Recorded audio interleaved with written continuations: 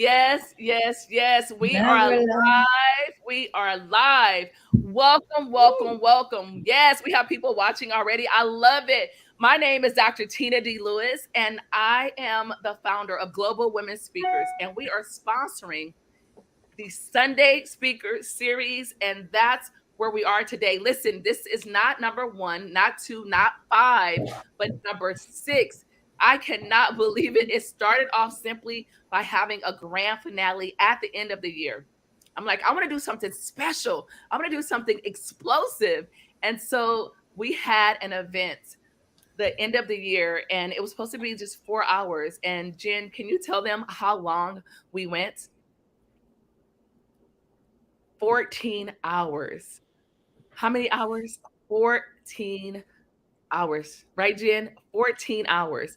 We had Les Brown pop in. We've had Bill Walsh, the America's business expert. We've had Derrick Harper. Listen, Derrick Harper, for those of you who do not know, has 25 businesses. Two of them are eight figure. We said, you know what? We want to do it again for New Year's. I wanted to do something special, right? Something explosive again. And we said we're going to do it on New Year's Day. And everyone was like, well, who's going to come on New Year's Day? I said, it's not my business. I am going to have it and they will show up. And guess what? 12 long nonstop hours. And so every single Sunday, right here, streaming on StreamYard. So if you're watching this by Facebook, please grant StreamYard permission to use your photo and your name, just your photo and your name, right? StreamYard. So we're streaming to Facebook, YouTube, as well as LinkedIn. I am telling you, if you are watching this, do not watch it alone. Go grab a friend, a partner, a sister, grab even your children, because here's the deal. These ladies and the gentlemen who love us, they are going to drop gems. Literally, this is a gold mine and it's absolutely free. No one is paying to be here. No one is paid to be here, nor is no one paid to actually be an attendee. You know why?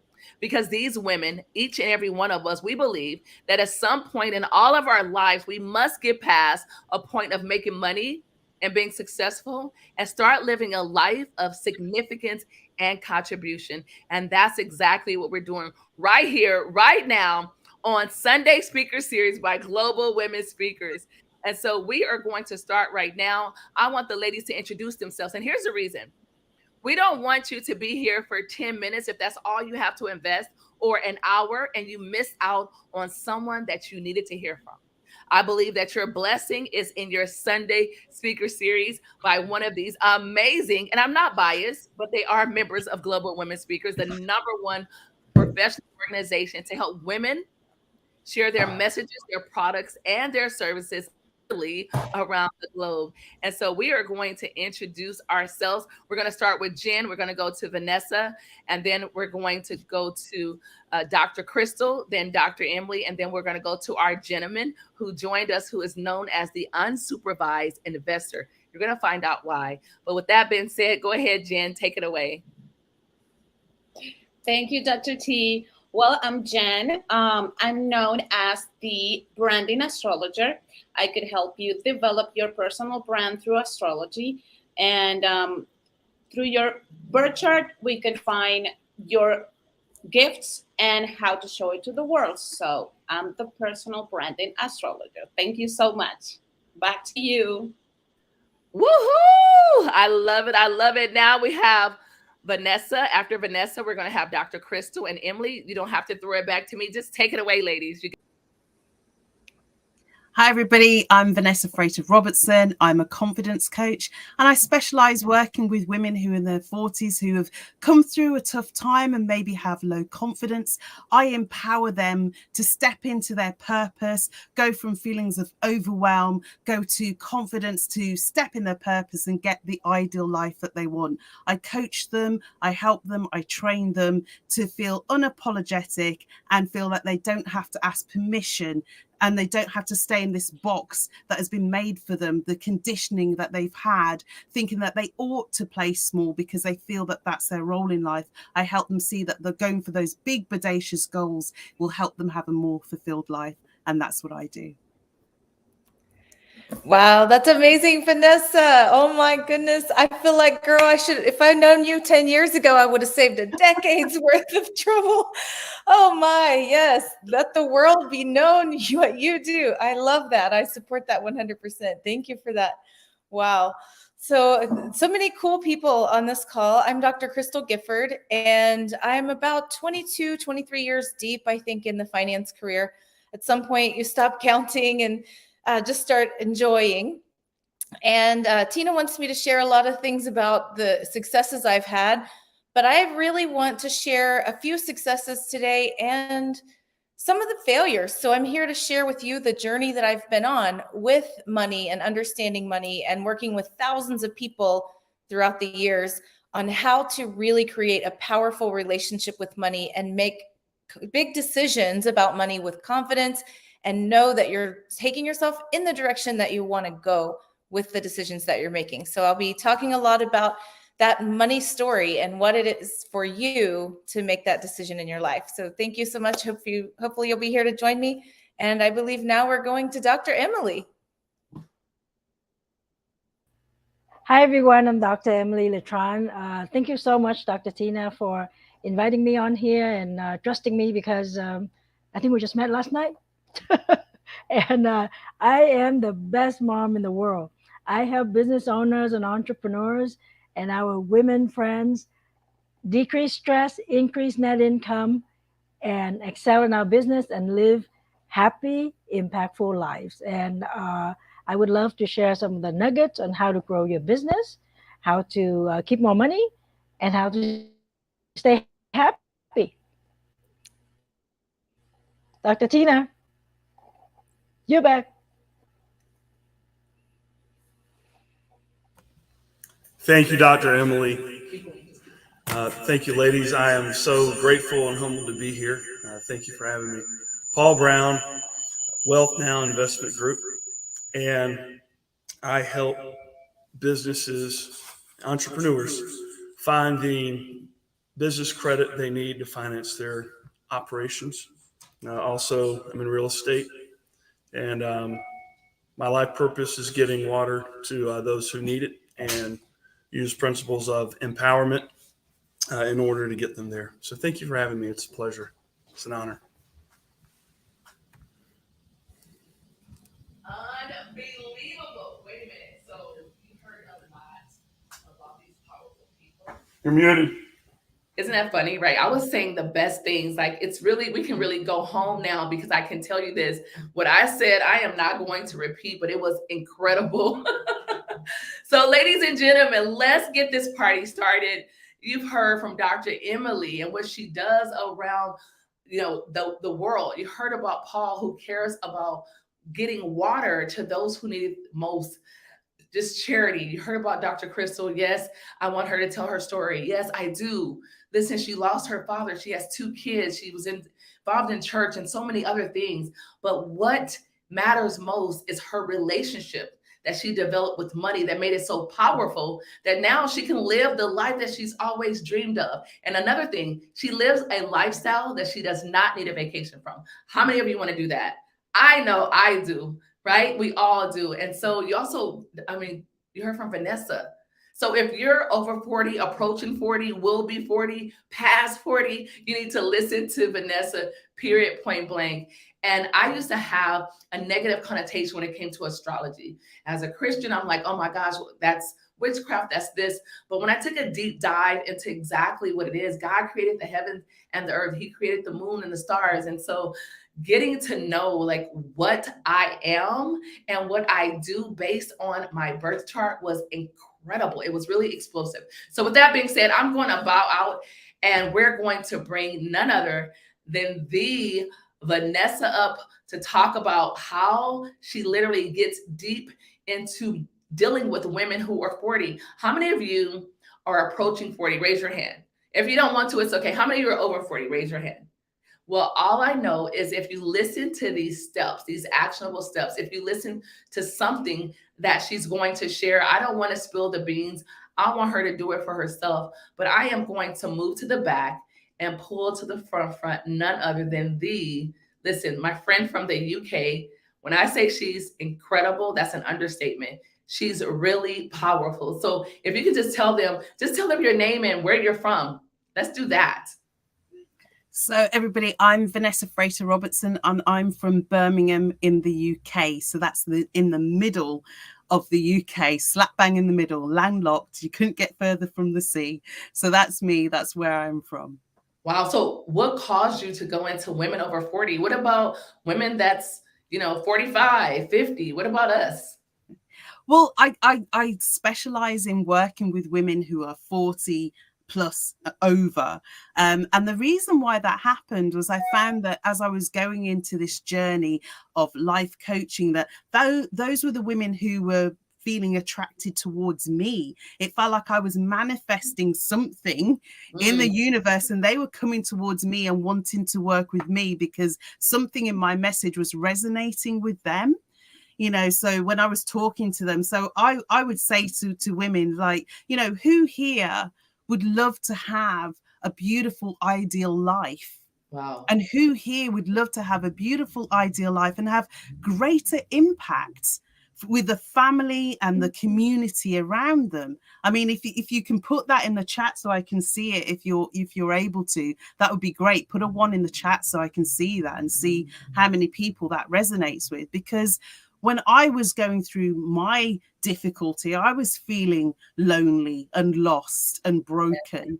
And I think maybe, people might be thinking, oh, life's passed me by. I'm feeling a bit of FOMO, some fear of missing out. And I'm too old. Life's passed me by. And maybe putting on those boxing gloves and thinking, beating themselves up. Oh, everything's gone by. And slowly might be feeling like a little bit like a loser. Maybe that would be it, because they're torn between those things. Here at Sunday Speaker Series, we have something called Pause Break. You'll hear myself and you will hear Jen talk about that all the time. And so, because you're saying so much, and it's so true, even I, as a high performer, overachiever, sometimes I'm like, oh my gosh, I haven't done enough. I don't have a lot of time. I need to take care of this. I should already be at this mark. I should already have produced this. I should have already, and you can fill in the blank. Whatever yours should have been, stop shooting on yourself and just literally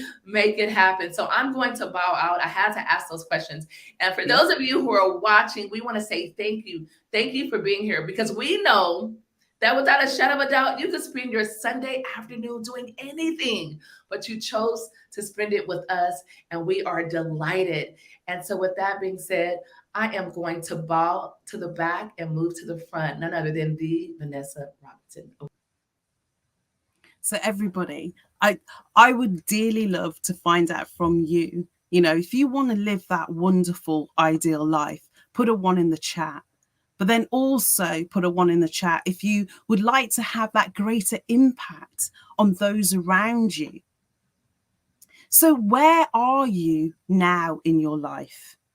Maybe you're having feelings that you're not good enough. Like we talked about, you might be having feelings of missing out and that the boat has passed you by. And as a consequence, you might be feeling like you're drifting through life and not really having any clarity on those dreams and goals and ambitions that you truly want. Perhaps you are having fear of taking those confident steps that that you have to take to get that beautiful, ideal life that you want, but you're playing small because you're scared. And maybe that fear has held you back for so many years that you don't even know where to look or where to start. You know where you want to go, but you really don't know where that starting point is. So you may be not taking any steps at all. So where do you want to be instead? Well, imagine that you have crystal clear clarity on all those goals, dreams, ambitions that you want to have, and you're walking in your purpose. People may even be looking at you and thinking, what's different with them? As a mompreneur and someone in your 40s, you might be, taking those ideas off the back burner and starting to put them into play and taking those courageous steps to get that off the ground. Maybe you now have belief in yourself to take that courageous action, because in this confidence journey and this transformation journey, belief in yourself is the most important step. Nothing happens without that belief in yourself, first of all. And imagine going from a position of waking up in the morning, not really having any clear plan of action that you want to take, to going to waking up in the morning and knowing what you want to do, when you want to do it, how long it could take you, because you have this wonderful blueprint that doesn't constrain you, but frees you up because you've planned your time so you can have more fun than less fun. Because think about this. If you spent 30 minutes a day on a hobby or something strategic thinking, that's like a 5-week sabbatical in a year. Now, wouldn't you agree that would be a great thing to do, to have 5 weeks to think about what you truly wanted in your life? So how are you going to get there? Well, I believe to get that beautiful, ideal life, that 10 out of 10, whatever that looks like for you, is tapping into your confidence. Because tapping into your confidence, what got you here will not necessarily get you to take those courageous steps to get where you want to. Confidence helps you face the fear and go through it anyway. Fear is really important. We never really get rid of fear. It stops you from walking out on the road and doing something silly and hurting yourself. But sometimes you need to look at fear and go, hey, fear, I got you, but I need to manage you and get the life that I want. Confidence will help you understand the difference.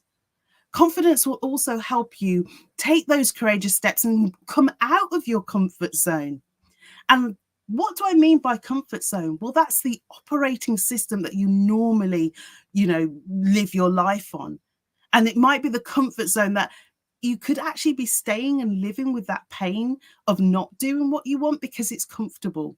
When pain gets comfortable, you might relate to that and understand that. And maybe someone or yourself knows that feeling, rather than going into that growth zone. But wouldn't it be better to leave that devil that you know and go and fly with the angels that you don't know and get your fulfilling ideal life? Now, I could talk about confidence for a very long time, but I've only got a short time today. But I would say this: why is now the right time to go for that beautiful ideal life and go and tap into your confidence? Well, we've all gone through such a horrible few years. We know that the losses that people have had and the pain that we've had, we're all suffering under a collective grief. So now is the time to seize the day, carpe diem, because life's too short to live a mediocre life. I mean, if not now, when? If not you, who? Nobody's going to come and save you and say, here you go, here's your ideal life. You have to take that courageous step to do it. But sometimes you need guidance to go forward and do that. And I know that is difficult sometimes, because if you haven't taken courageous steps before, it takes that courage to go for it and get that momentum and change your state and go for it. So for me, in my life, I had a time in 1995, a defining moment for me. I finished my university degree and I won a dream sales job to go over to the States with 5 other students to do this great job. And for 5 weeks, it was great. It was wonderful. But just like the weather in Birmingham, in my hometown, things started to change.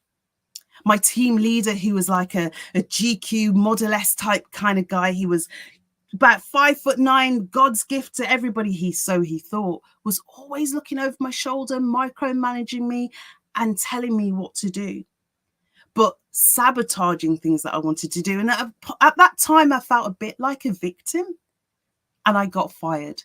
And at that time, it was the worst thing that could happen. They dropped me off at a motel, told me to make my own way back home. I called a relative and they took me to back to where they lived. And a cloak of depression enveloped me and wrapped me in depression, and unfortunately made me sink down into a breakdown that kind of totaled me for quite a while. Have you ever had a situation that completely broke you and smashed your confidence?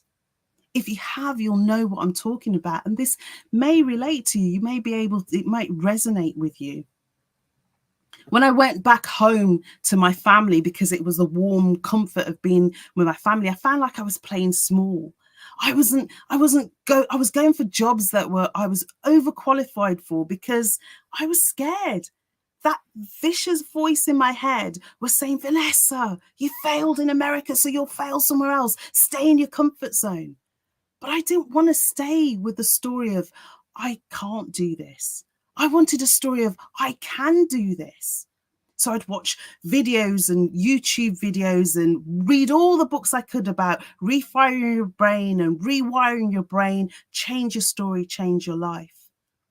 And it did help a little bit, but it was my best friend that helped me see. But she said to me, Vanessa, used to be the life and soul of the party at school, used to help people. If somebody's boyfriend dumped them, you would be the shoulder to cry on. If someone had, trouble with their maths homework, they would come to you. I've always thought that you could be a coach. What's happened? I said to her that I'm procrastinating. This depression is getting to me. She said, you know what, Vanessa, procrastination is never the reason why you're staying still. It's the fear underneath it. So what are you afraid of? Are you afraid of failing? Or are you afraid of succeeding? Oh my goodness, that hit me like a brick. Has anyone ever said something to you and it made it feel like the cloud was parting and they were shining a light of the sun onto the problem that you were experiencing? So over the next few years, things weren't really that easy for me, because I decided I wanted to become a life coach, a confidence coach, to help other people out of their depression, out of their lack of faith in themselves, to go for their wonderful life. But people around me would be like, oh, life coach. Oh, that sounds a bit woo-woo. You're no Tony Robbins. And people who are lovely, like my mum, oh, just go and do a 9-to-5 job and get your pension, get your 401k. That's the easiest thing to do. But they didn't understand that my life dream was compelling me to do something different. And that staying where I was more painful than actually going into the discomfort of a new fulfilling life. So I did study to become a life coach. And I did do all the work I needed to do. I passed the foundation course with flying colours. I then submitted all my work and all of the assessments and final assessments. And then 18 months after studying that, I got my certificate in the post, accredited life coach, awarded to Vanessa Frater Robertson, which was the icing on the cake. And now I like nothing more than to help people through my coaching programs, to help them go from positions of overwhelm to confidence, to fulfilling their life. So if you want to have a fulfilling life, you want to get over that overwhelm, you want to drop that cloak of not believing in yourself, then I'm the person that can help you get your ideal life and get your outcome. Thank you.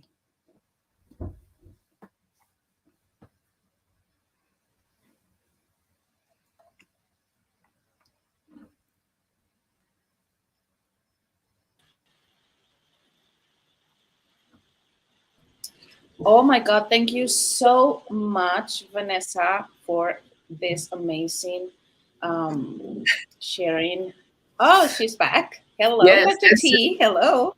No, that's just, honestly, did you know that there is a word for fear of success? I want each of you that are watching, those of you who are listening to Vanessa, I want you to go and Google, everyone, go to Google right now. And I want you to put word meaning fear of success. It's called achievemophobia. I don't know a lot of people who understands that it's not always a fear of failure, because sometimes we're like, you know what, I know I can do it. How many of you, by a show of hands, or put just I can in the chat, hashtag I can, ICAN, put I can in the Facebook group. Put I Can on YouTube. Those of you who are watching YouTube, you're watching at tinad.tv. tinad.tv if you're watching on YouTube. I want you to hashtag I Can, because it's not that we can't do it. We are afraid of success, of succeeding. You know why? Because that means new levels, right? Doesn't that mean new levels, Vanessa? If we begin to do that? Yes. So that means that we have to leave our comfort zone, meaning our friends. I know for myself, Vanessa, I didn't travel until I was like in my 30s, because I didn't have friends that could afford to travel, or guess what? I didn't have the money. So I didn't go places because I didn't want to go alone. Mm. And so the more money I began to make, the more educated I began, the more different caliber of people that I surrounded myself with, I started to elevate organically. And so then I would want to bring my friends, but they didn't want to come. They didn't want to go. They didn't want to drive far. I would drive an hour, 2 hours to go to an event that I was invited to, because it was a mentor. It was someone who was teaching me, giving me freely of what they had spent hundreds of thousands of dollars on, or spent their lifetime learning. And so I want to encourage you today, right now, if someone invites you somewhere and you don't feel that you fit in, you're like, I'm not going to be dressed like them. My car is not, park it around the corner if you're embarrassed and walk to where you have to go. Do what you have to do to get in the room, get at the table. Yes, I know they say don't worry about getting at the table, build your own tables. But I can tell you this, your table will be stronger. Your table will last longer if you sit at those tables first. You know why? Because those same people that already built their tables will be a carpenter and help you build yours. People want more. So you talked about, the fear of being successful. Yeah. How many of you, if you're honest, can raise your hand and say that I know I was. Yeah. Like the more I was like, this is incredible. Like, I didn't want to leave. I didn't want to leave my friends. They were my friends in junior high school, in high school, my family. I was ridiculed because I wanted different. Did that happen to you too, Vanessa? Yeah, I had people, my family who care about me. They were like, "Oh, why do you want to do something like that? Why don't you want to just do a 9-to-5 job that's much more secure?" And whenever I would do a venture or something different, that's it was care, but it was still ridicule. It was still putting it down a bit, trying to get me to do something that they thought was the best for me, but actually would have left me feeling unfulfilled. So yeah, I have experienced that, and it is difficult because you don't want to hurt the people that you love, but you don't want to hurt yourself by not going for what you want either. And I think I think women feel conditioned to do what they ought to do. They feel like they're people. A lot of women, not all, a lot of women feel that people pleasers. I mean, I was people pleaser 101. I wanted everybody to be happy around me. I wanted everybody to be to get what they want, and I would change myself to match what they wanted. But then I would be left feeling either resentful, which is not their fault. And once I've really understood what my boundaries were and understanding what I needed, then I could be showing up as a better person. And that is a mindset shift. I love that. I love your transparency. I love your authenticity, because that's the reality. And later on today, we're going to hear from the godmother of authenticity. Her name is Norma Hollis. But I just wanted to thank you. I mean, you were all the way in the UK. What time is it for you right now? It is now 20 to 9 in the evening. Wow. So you're taking away time from your family to be here, Sunday afternoon, to be here on Sunday Speaker Series. Yeah. That's incredible. Yeah. Thank you for that. We're going to bring her back for some Q&A if she can stay, because here at Global Women Speakers, we have core values of culture, community, communication, and collaboration. And part of that community is your family first. And I am aware that family doesn't always have to be blood, but your core support system of who you value, who you want to spend your time with. matters the most. So thank you so much. I want to bring all our amazing speakers back to the stage because I know for a fact that some of them are going to be able to add some things. And so, with that being said, I would love, love, love, love, love for a man, right? He is the unsupervised. Did I say the unsupervised? He is the unsupervised investor. And first of all, we want to know, what does that mean, unsupervised? Yeah, so no one wants to tell me what to do or put up with my nonsense. So I'm on my own. I love he said so he's on his own. Okay, so talking about investments, are you going to talk about money and how women can invest? I mean, you've made millions of dollars, Paul, and you're still doing so. And I mean, when you come back for your moment, right? Are you going to literally share how we as women could invest, or what you think we should invest in, or how, or something? Are you going to tell us something, right? Most households still to this day, even though the woman, in my humble opinion, and according to the stats that I've read, unless they've changed, men are still out earn women.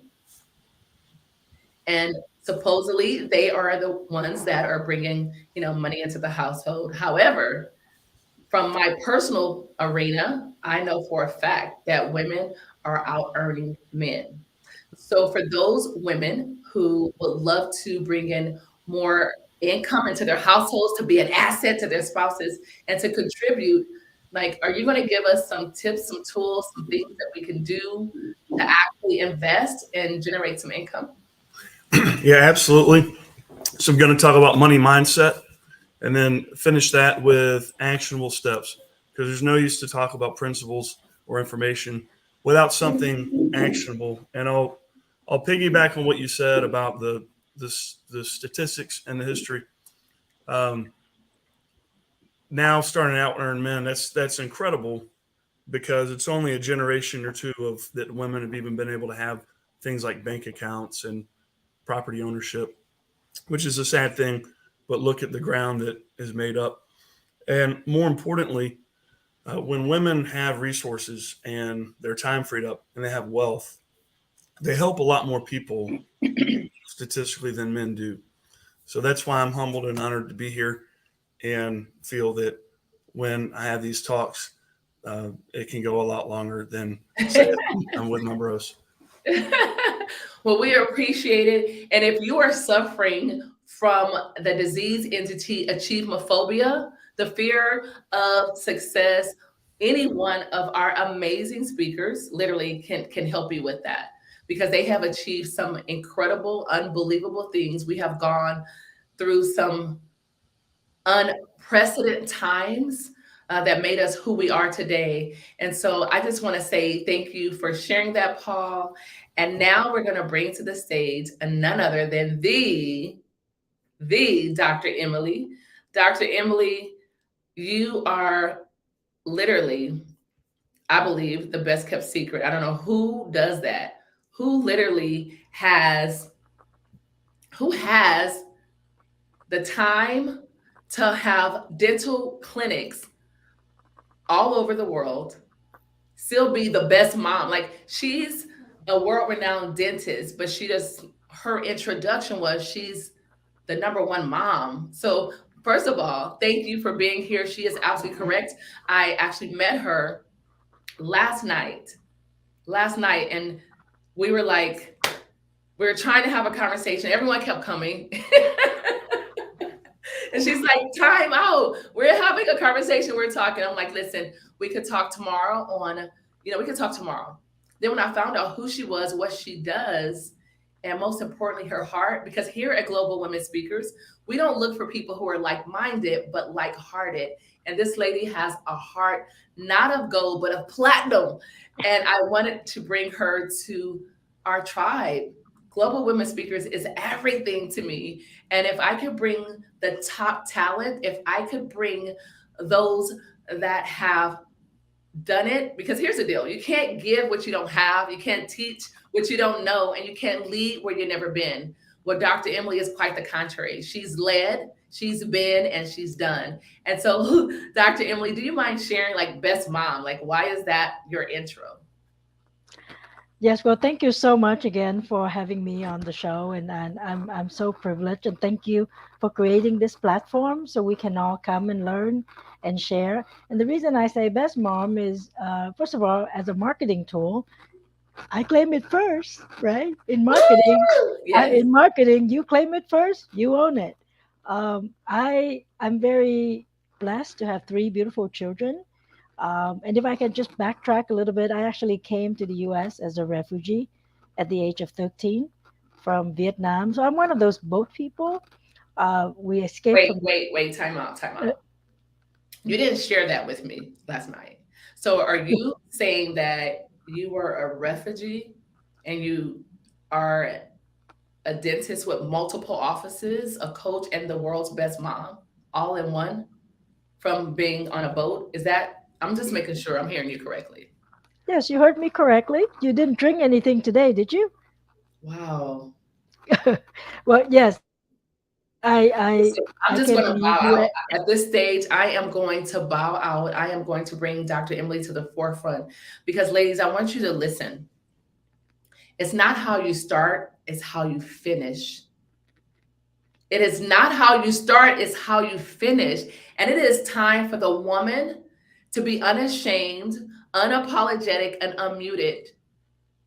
And so if you're struggling with any of the aforementioned, anything that I just said, then I want you to grab a pen and paper. I want you to be laser focused, non distracted for just 10 minutes, 15 minutes, and take a listen. I don't want you to just hear the words that's going to come from Dr. Emily, but I want you to listen to her music. With that being said, ladies and gentlemen, I want to introduce to you none other than the Dr. Emily Letran. Dr. Emily. Yes, so thank you so much. So I came to this country in 1981 as a refugee. I was 13 years old. We escaped from Vietnam on a boat. We were on the ocean for 7 days, the first 2 days with food, and the next 5 days with just sips of water. We came to Malaysia. We lived in a refugee camp for 3 months, 3.5 months, and then we finally came to the US. You know, I still remember those days when I didn't really understand English, so every night I would stay up to translate almost every word from English to Vietnamese so I could understand what was being taught to me. And I used to walk to school. I had a bike. I would bike around the neighborhood. Back in the days when you still read newspapers, I was delivering newspaper, rain or shine. And I remember standing in line in high school watching these rich kids take off in their cars to go to some burger place, and I'm in line getting free lunch. And I'm sharing that with you because I want you to appreciate the country that we live in where we can have anything if we want it bad enough and we work on it. Because I remember those images vividly because now I'm one of those people that could afford to drive a car and go get burger. I I got scholarship and grants to go to undergrad. I finished undergrad in 3 years. I was in a rush. I want to be out. I want to help my family make money. I came to this country with my aunts and my older brother and several cousins. Left my dad behind with two younger siblings, and my mom had passed away when I was 8. So there's that responsibility on the shoulder that we need to achieve, and we need to take care of the family. So family has always been a great value to me. And when I finished dental school, got married, have three beautiful children. I got my first dental practice, second dental practice, third dental practice. I always want to take care of my kids because I didn't have the parent figure all the time. So in the morning, I would go to work, drop off the kids, go to work. In the afternoon, I would go pick up the kids, take them to the babysitter.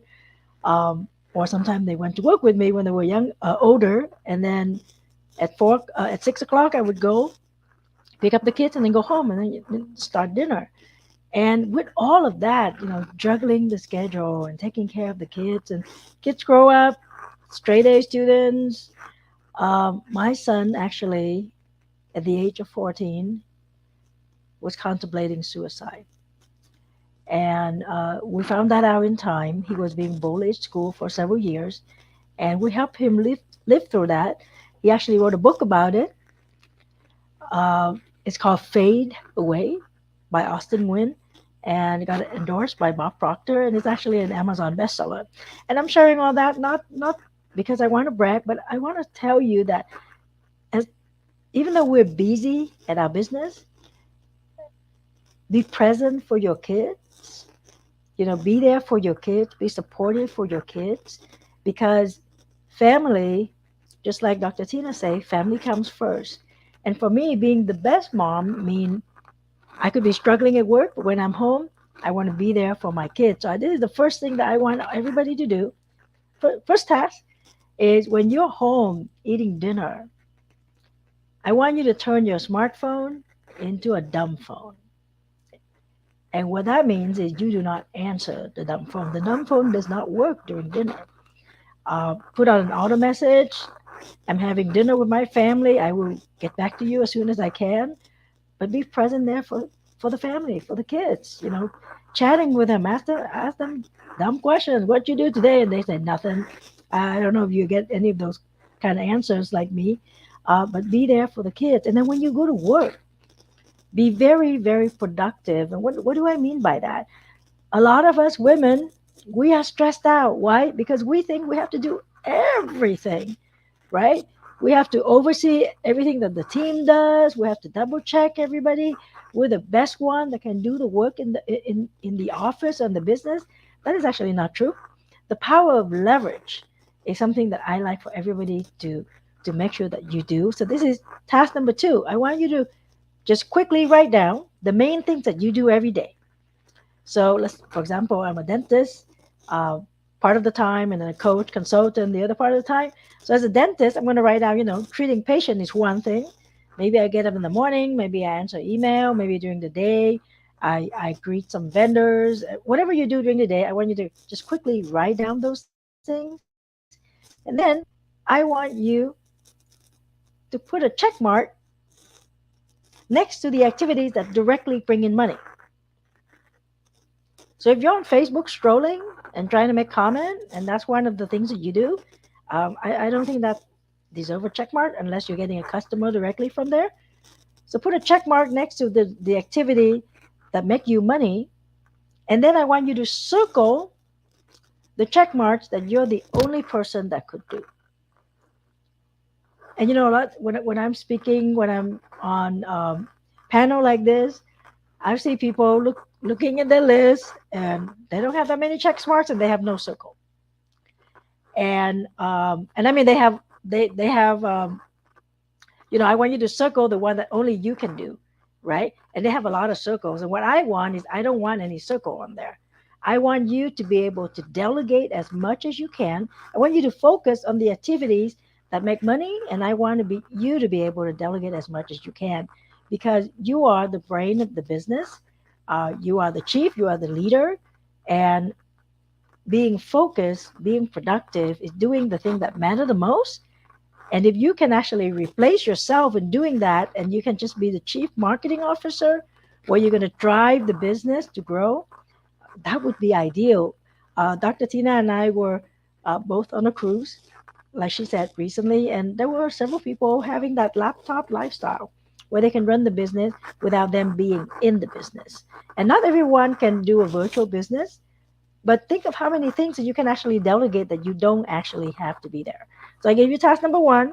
Make sure you have a dumb phone. And by the way, I want to credit that idea to Ariana Huffington. I learned that from her at one of the events. And then I want you to make that list, okay, of the activities that you do every day.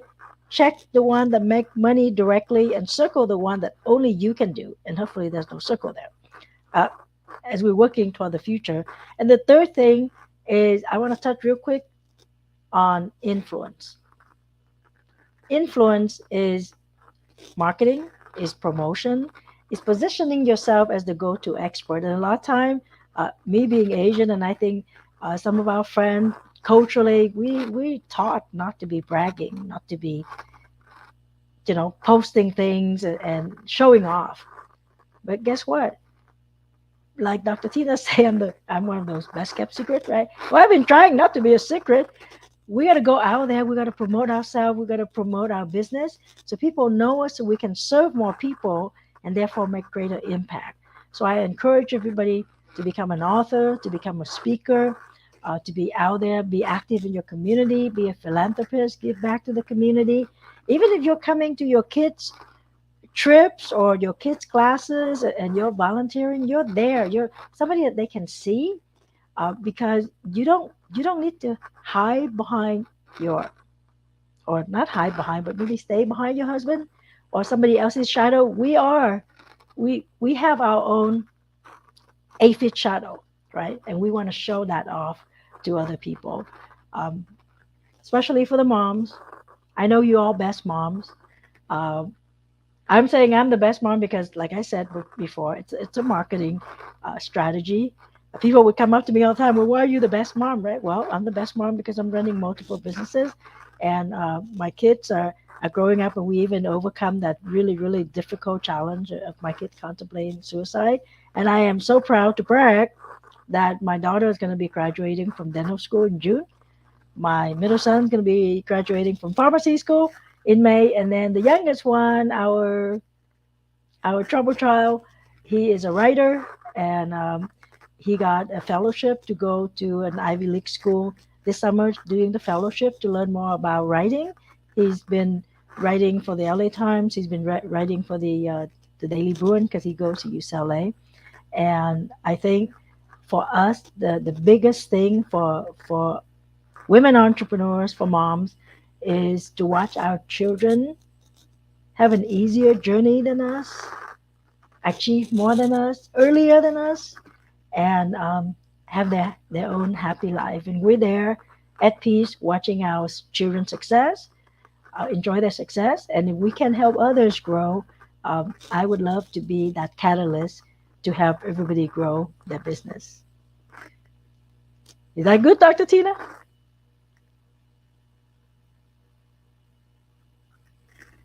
Think you're muted. Yes, of course it matters. Like, are you talking about, is that good enough? Are you kidding me? You would want to be someone catalyst?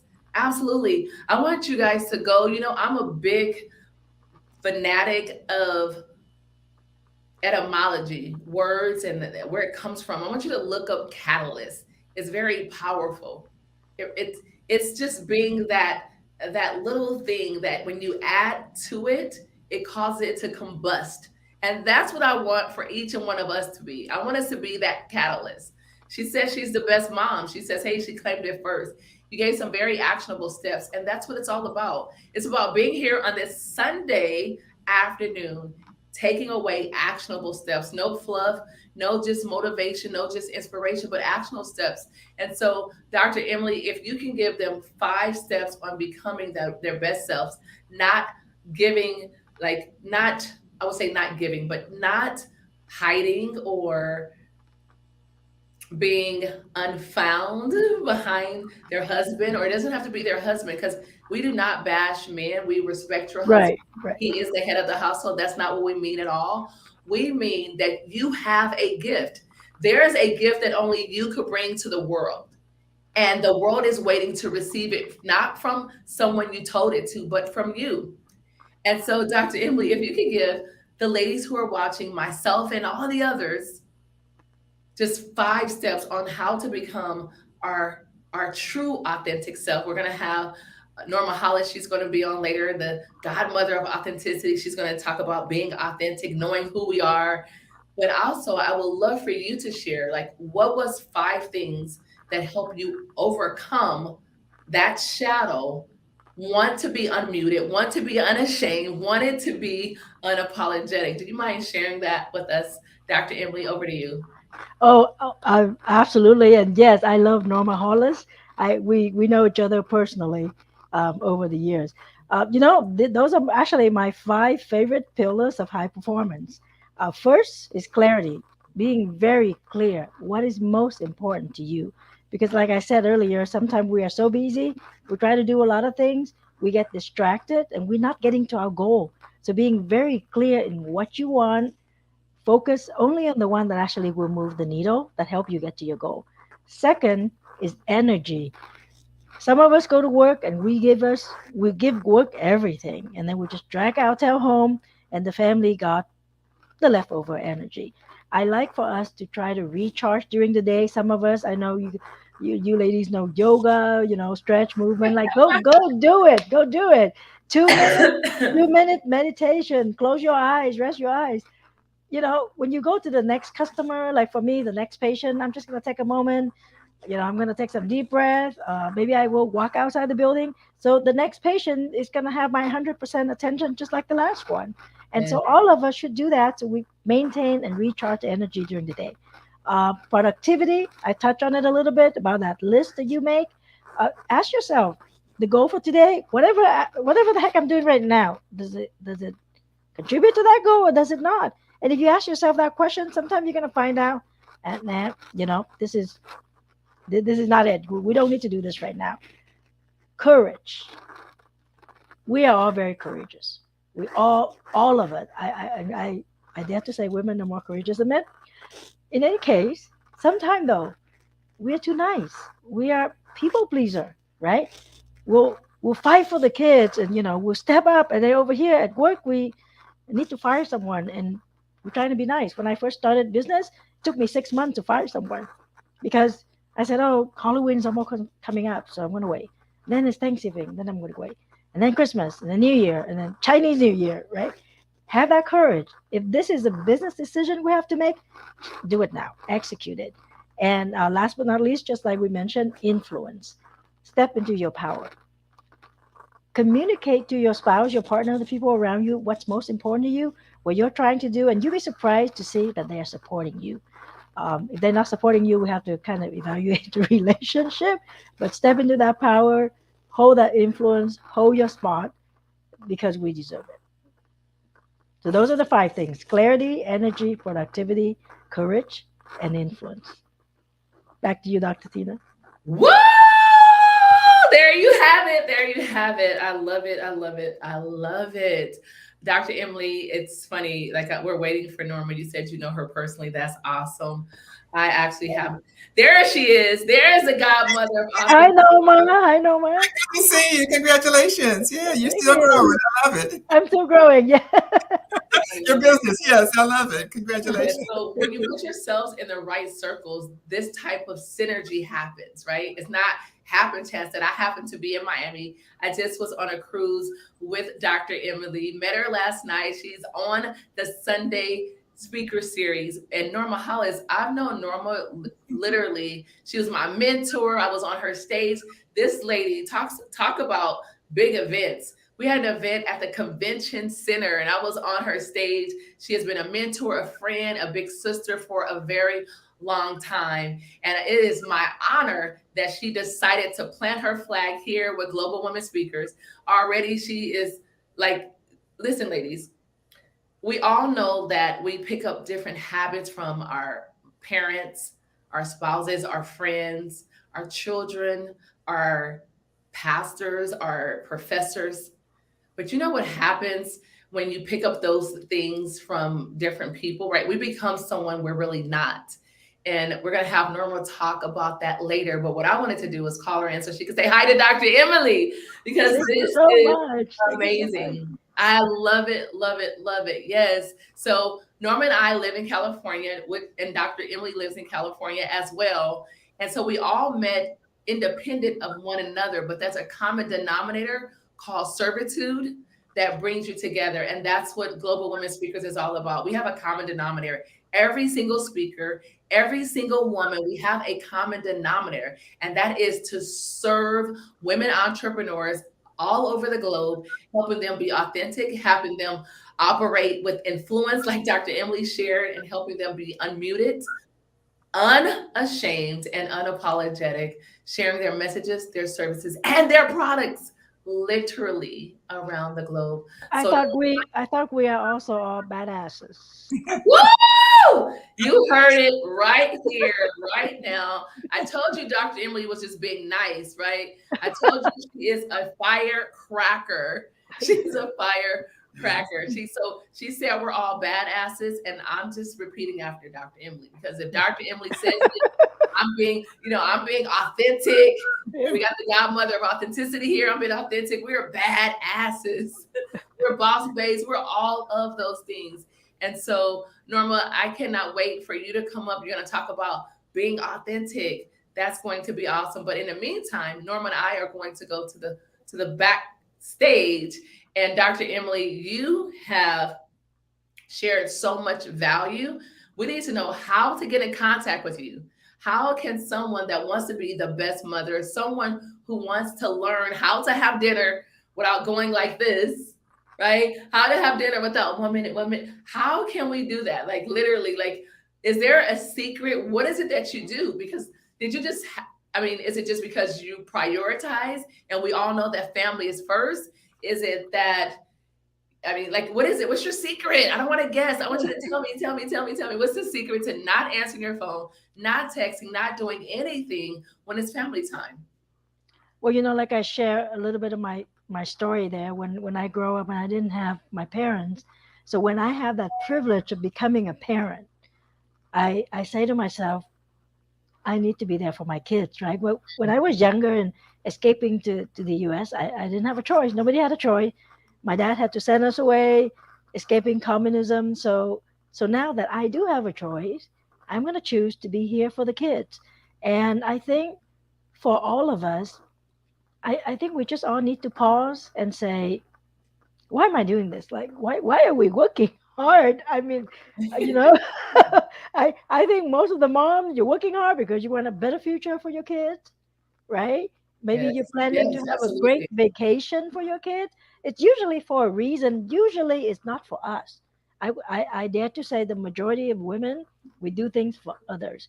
It's for your parents. It's for your extended family, for your kids, for your spouse. We usually put us last. When I'm treating dental patients, the last patient in the chair is the mom. They put the kid in first, test, make sure the kid's okay, then the next kid, then the husband, and the last one coming in is the mom, because everybody else will be taken care of. So I want us to all pause and make sure we remember why we're working hard, and that this time for the family that you can enjoy with your kids and your spouse, it's also for you, right? So give yourself that gift of being isolated from work. Always remember you have a choice, especially for us who are entrepreneur. We are the boss, so be the boss. Decide when you're gonna have free time and when you're not gonna have free time. You're gonna give your life to work. And I would love for our listeners to come to my website. It's dremilyletran.com. There's a quiz on there. It's called the High Performance Quiz, and it actually talk about 10 things that we as high performers look at. And it is not money. It is not your finance. It's none of those things. It's some of the things I mentioned earlier. It's impact, is your psychology, your physiology, you as a whole person. And you want to take that quiz and just kind of see what you're going to be rating yourself. So you look at it and you go, I'm 50 out of 100 or whatever, whatever it is. Get a score, get a baseline, just like when you're looking at the metric of your business. Please look at the metric of yourself. Yes. Well, Dr. Emily, I know where you are, regardless of our screensavers, our virtual backgrounds. She literally just got off an 8-day cruise. She has friends and they're going shopping and to hang out. We're both in Miami right now. So, Dr. Emily, your website is at the bottom of the screen, dremilyletran.com. Make sure you go to our website, take the quiz. There's no failing here. You can take the quiz without worrying about if you passed or if you failed. Take the quiz, take the quiz, take the quiz. Dr. Emily Letran, I appreciate you from the top of my heart. Thank you for being here. Thank you of giving of your most valuable asset, which is your time. So I appreciate you. And I cannot wait till we both get back in California. You're going to Dubai tonight. I'm kind of jealous. She's going to a dental conference in Dubai. And so when you return, I cannot wait to see your beautiful face. Thank you. Thank you so much. Thank you so much. Thank you for trusting me. And thank you, the audience, for spending their time on Sunday to come on and listen to us. And I hope we gave some values. And if you can just go, please, just implement one or two, it will make a difference. Yes, it will. So thank you. Thank you. Bye for now. Thank you. Talk to you later. Yes. All right, ladies and gentlemen. Yes, I said gentlemen. I love the fact that we are literally live, that we are live. You know why I love the fact that we're live? Because we can't hide anything. It's not pre-recorded. You're not going to just get the best of us. You're going to get all of us. And speaking of all of us, I started this StreamYard with one eyelash. This eyelash was like hanging off. Yeah, it was hanging off. My eyelash, right? It was just like, it was tilted. Do they look okay now, ladies? Okay. Yeah, I have on eyelashes. I like them. I think they're kind of cute, my little eyelashes. But yes, I had to share that. And with all sincerity and all jokes aside, we come here every single Sunday with you in mind. Like you, we all, each of us, can be doing something else with our Sunday afternoons. But it is a choice. It is a choice to come and to give a contribution. Ladies, I don't know about you, but as I shared in the beginning of this series, that we all can go and make money doing anything. But at some point, it may not be now, but at some point in our lives, we must get past a point of just simply making money and being successful and start living a life of significance and contribution. And this is our contribution. This is my contribution. And I am so grateful and I'm humbled that I have powerful, as Dr. Emily said, badasses that will come and simply pour into each and every one of you. We appreciate you and we want you to share this from the Facebook group, share this on YouTube, share this from LinkedIn. We want to know that you are here, that you're getting value, and most importantly, that you're sharing it. You know why? Because it's not about you. It is not about me. Can you repeat after me and say, it's not about me? Because I'm saying that to Tina. Tina, it's not about you. It is not about you. At one point in my life, I thought it was all about me, but then I realized a rude awakening that no, babe, it's not about you. And when you realize that it's not about you personally, that you have to be a conduit, you have to be a purveyor and not simply a dam. You have to be a bridge. That's when the magic happens. That's when the extra zeros are added behind your income. That's where the energy, that's where the purpose and the passion will come through. And so I'm excited. I just have to bring some of these ladies back to the stage. Dr. Crystal Gifford. I have to bring our gentleman back in. I have to bring him in ASAP. Yes, I have to bring him in. His name is Paul Brown. He is called the unsupervised investor because he does what he wants, when he wants, right? How he wants. I always, when people ask me, when they say, Tina, what do you do for a living? Or what do you do? I go, whatever I want. And so I ran into a male version of that. And when he said that, I said, hey, you can't use my saying. And he's like, no, I do whatever I want.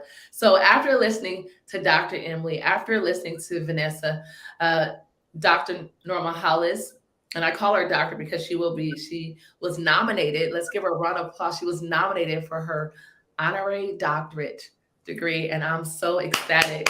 Yes, let's give it up for her. That is awesome, awesome, awesome. Yes, yes. And so, Crystal, is there anything that Vanessa or Dr. DeTran shared that you want to build on, comment, piggyback, as they say, or simply add a different perspective? Anyone?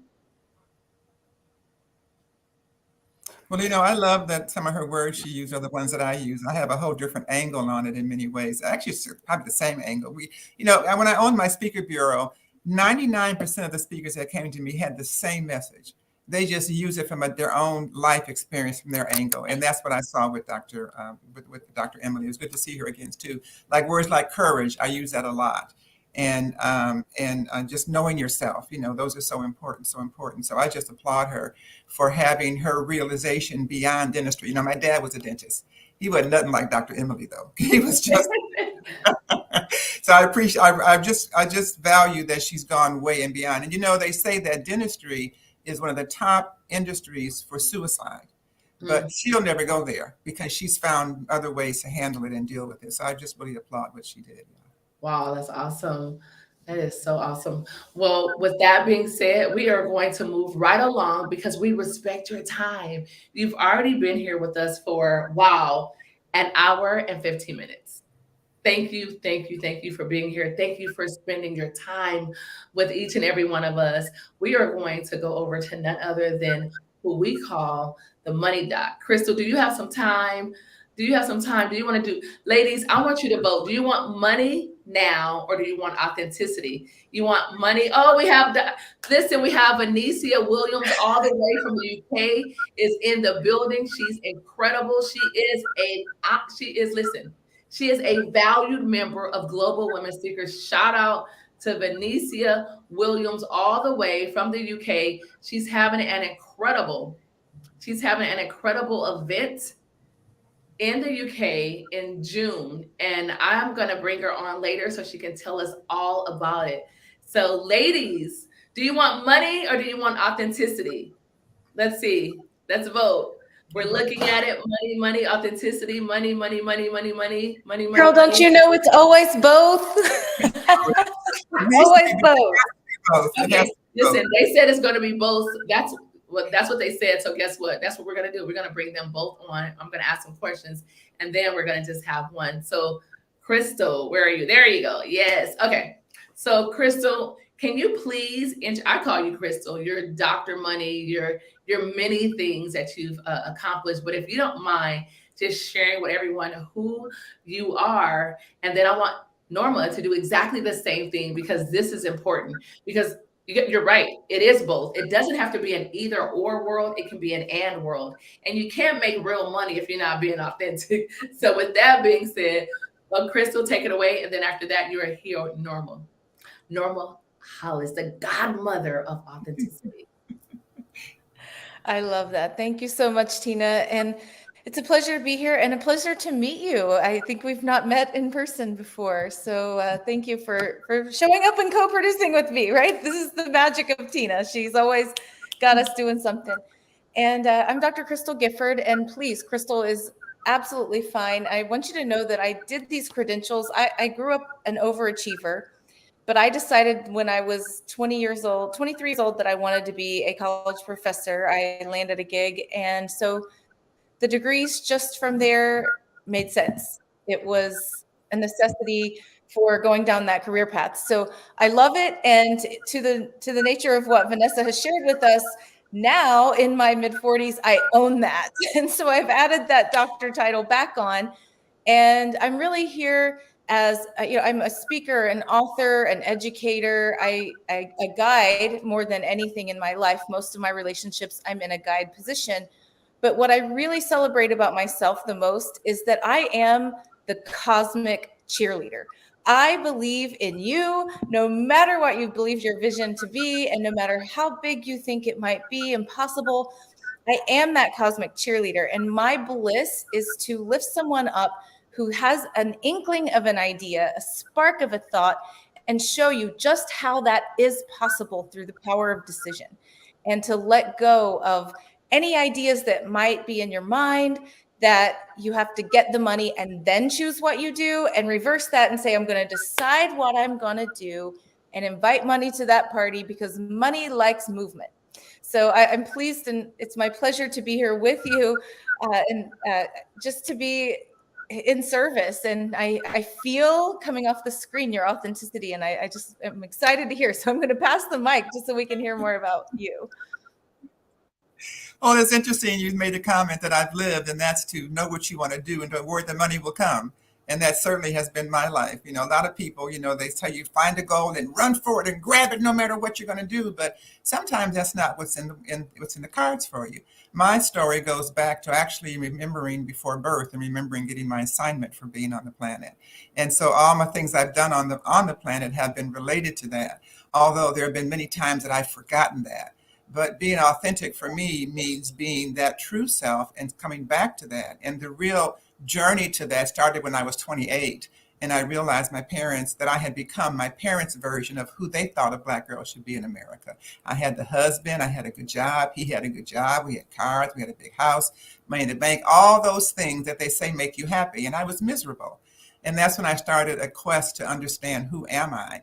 I didn't know it would take 30 years, but I spent 30 years delving and researching human nature from personal, professional, and spiritual perspectives, and came up with what I call the authenticity grid, which is actually an energy management system. When you think about it, no one teaches us about our energy. No one teaches us our self-awareness. No one teaches us who we are. We learn from the bullies in the playground, pretty much. And then we spend the rest of our lives trying to really figure out, well, really, who are they? Said we're this, but no, maybe we're this. And even from that standpoint, from our parents, because our parents guide us to what their view of the world is, with no knowledge at all of what 20 to 30 years down the road will mean when we're actually in the workforce. And things are changing so fast now. So the key to all of that is really to know yourself.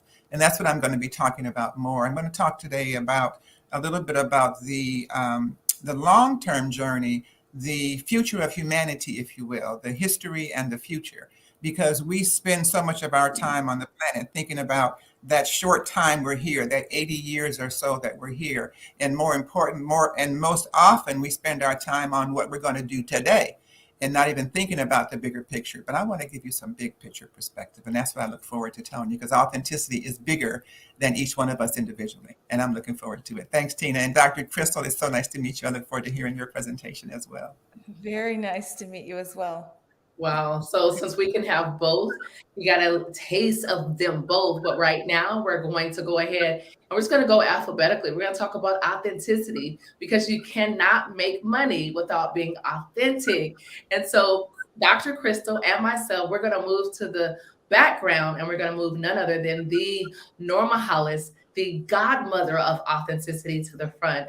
Ladies, get ready, get ready, get ready. Just like TD Jakes says, get ready, get ready, get ready.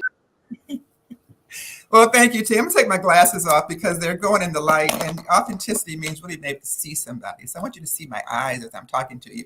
Too bad I can't see you, but I can kind of feel your energy, and we'll just go from there. And I look forward to any questions you may have at the end. As I said, I'm going to talk a little bit about the history of us, maybe the history of authenticity, because it is something that's really very elusive. It's kind of hard to get a hold of, because we have society telling us all the time who society wants us to be. And society wants us to be a bread earner for long enough, as long as we are energetic, and puts us out to pasture when we get past 55 or 65 or whatever age they determine. It seems to change because we're having more lifespan. But if you look at the history of our planet, of the world, I'm going to talk about, number one, Michael Drew. Michael Drew is an author and literary agent, and he and his partner wrote a book. It's called Pendulum, and he researched human history for 3,000 years and found that we have a pendulum shift every 40 years. We spend 40 years going towards me, and then we go back to 40 years going towards we, and we go back and forth as a society, and that brings different things. The current focus that we're on is on we, and he says that these changes start with music. So this current change started in 2003, and it lasts for 40 years. So now that it's 2023, we are smack dab in the middle of the we. And when I heard him speak about it, the word he used most frequently was authenticity, because authenticity brings us together when we're collectively, and look at where society is now. They're having 4.5 million people leaving their jobs on a monthly basis ever since COVID. And it was less than that before COVID, and more, believe it or not, after COVID. And it's not just money. They're leaving because the jobs are not providing meaning in their life. They're not getting fulfilled. So there's a shift. I did a presentation early this morning, where I talked about the shift that we went through from hierarchical leadership from manufacturing days in the 1700s, when we started doing assembly lines, and that changed how life went. Change happened again. We went to information age with computers. It changed how we do life. And now we're going into an empowerment transformational phase of the world. And that's changing again how we do life. They say the new frontier on the planet is going to be consciousness. There are researchers that say that the intellect has run its course, that the highest intellectual time of society was in the 15th to the 19th centuries. People like Galileo and all the advancements, Einstein, that came from intellectual information. But now the new frontier is consciousness. The new frontier is being able to be telepathic. The new frontier is looking at ways to overcome and move beyond the artificial intelligence that seems to be taking over the world. That artificial intelligence sure has great advantage for corporations and for our lives in many ways too, but not so much for humanity, because humanity is losing jobs, rapidly as the robots and the automation of our systems take over jobs, and at a time when the population is as high as possible. So what's the key for all of that? What's the key? We talked about moms. I heard moms brought up earlier. What can moms do to make sure that their children are equipped for the world, a world that's changing rapidly? 10 or 20 years ago, maybe 20 or 30 years ago, there was the realization that there's more information in one day's newspaper than people could acquire in a whole year about a century or so ago. And that's going more and more. And as the focus is on more consciousness, it's going to bring in more information. So how do you be authentic yourself? How do you help your children to be authentic? It's the authenticity, that 0.1%, that makes us different from everybody else in the world. How do you take that and really leverage it and really grow it and really be it for your own growth and development, for the growth and development of your children, and for society as a whole? We have to stop thinking about just ourselves and just what moves us forward. We have a whole society that's moving in ways that are really not always moving towards growth. It's, I don't need to tell you what's going on. You see what's going on in the world. You're experiencing it. But we have to have, if we have a real focus on making the world better for our children, the focus has to be broader than we're doing it now. And it has to be more for consciousness and for creativity and for using your gifts and talents. So what does that mean for children? For children, it means recognizing their gifts and talents at an early age. Everybody is born with a certain level combination of gifts and talents. I like to refer to the work of Dr. Howard Gardner. Dr. Gardner in 1983 published work that talked about the multiple gifts of intelligence theory. He was seeking to help teachers find better ways to teach their children, recognizing that we all learn differently. Everyone doesn't learn by sitting in a chair all day long and listening to information and then regurgitating it. We're not learning as much critical thinking as is necessary for the world. I mean, well, why would you need it if you're just going to be a robot in the world? But we need people like each of you who go outside of the box, create your own things, and build on that. That's what's going to create a society that moves forward. And if intellect is not going to be as important moving forward, what is? Well, what is creativity. I know when I was a child, my brother, for example, he could hear music and play it just by hearing it. He had a big, beautiful gift. But my father's brother couldn't make money as a musician, so he didn't want his son to do that.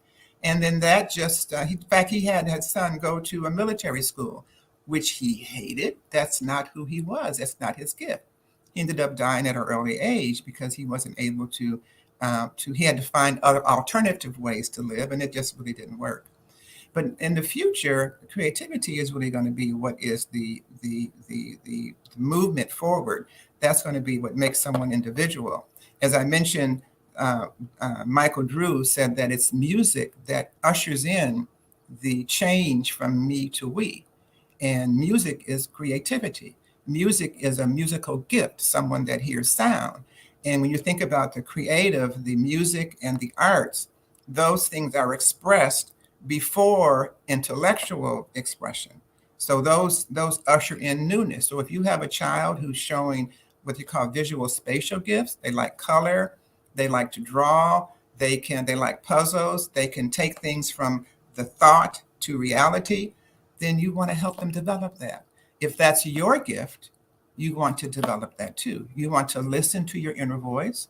You want to listen to how you're being guided to move that voice forward in the world. You want to have the courage that Emily talked about. You want to have the inspiration, and you want to just go do it. The gifts you were given to you by whomever, whatever energy that got you here on the planet. You know, there are many different controversies about where it comes from. I call it God, you call it what you want. But it's an energy more powerful than any one of us. It's the architect. People often say, well, you know, God is with me. I always say, are you with God? Because who's the architect? We're just the servants who get our assignments before our birth. We talk about purpose, and we're put on the planet to fulfill that. And I'm at the point now that I can go hindsight. I can look at my entire life and see step by step how I was guided to be doing what I'm doing now. I did not search out to say, I'm going to be an authenticity expert. Well, what the heck was that?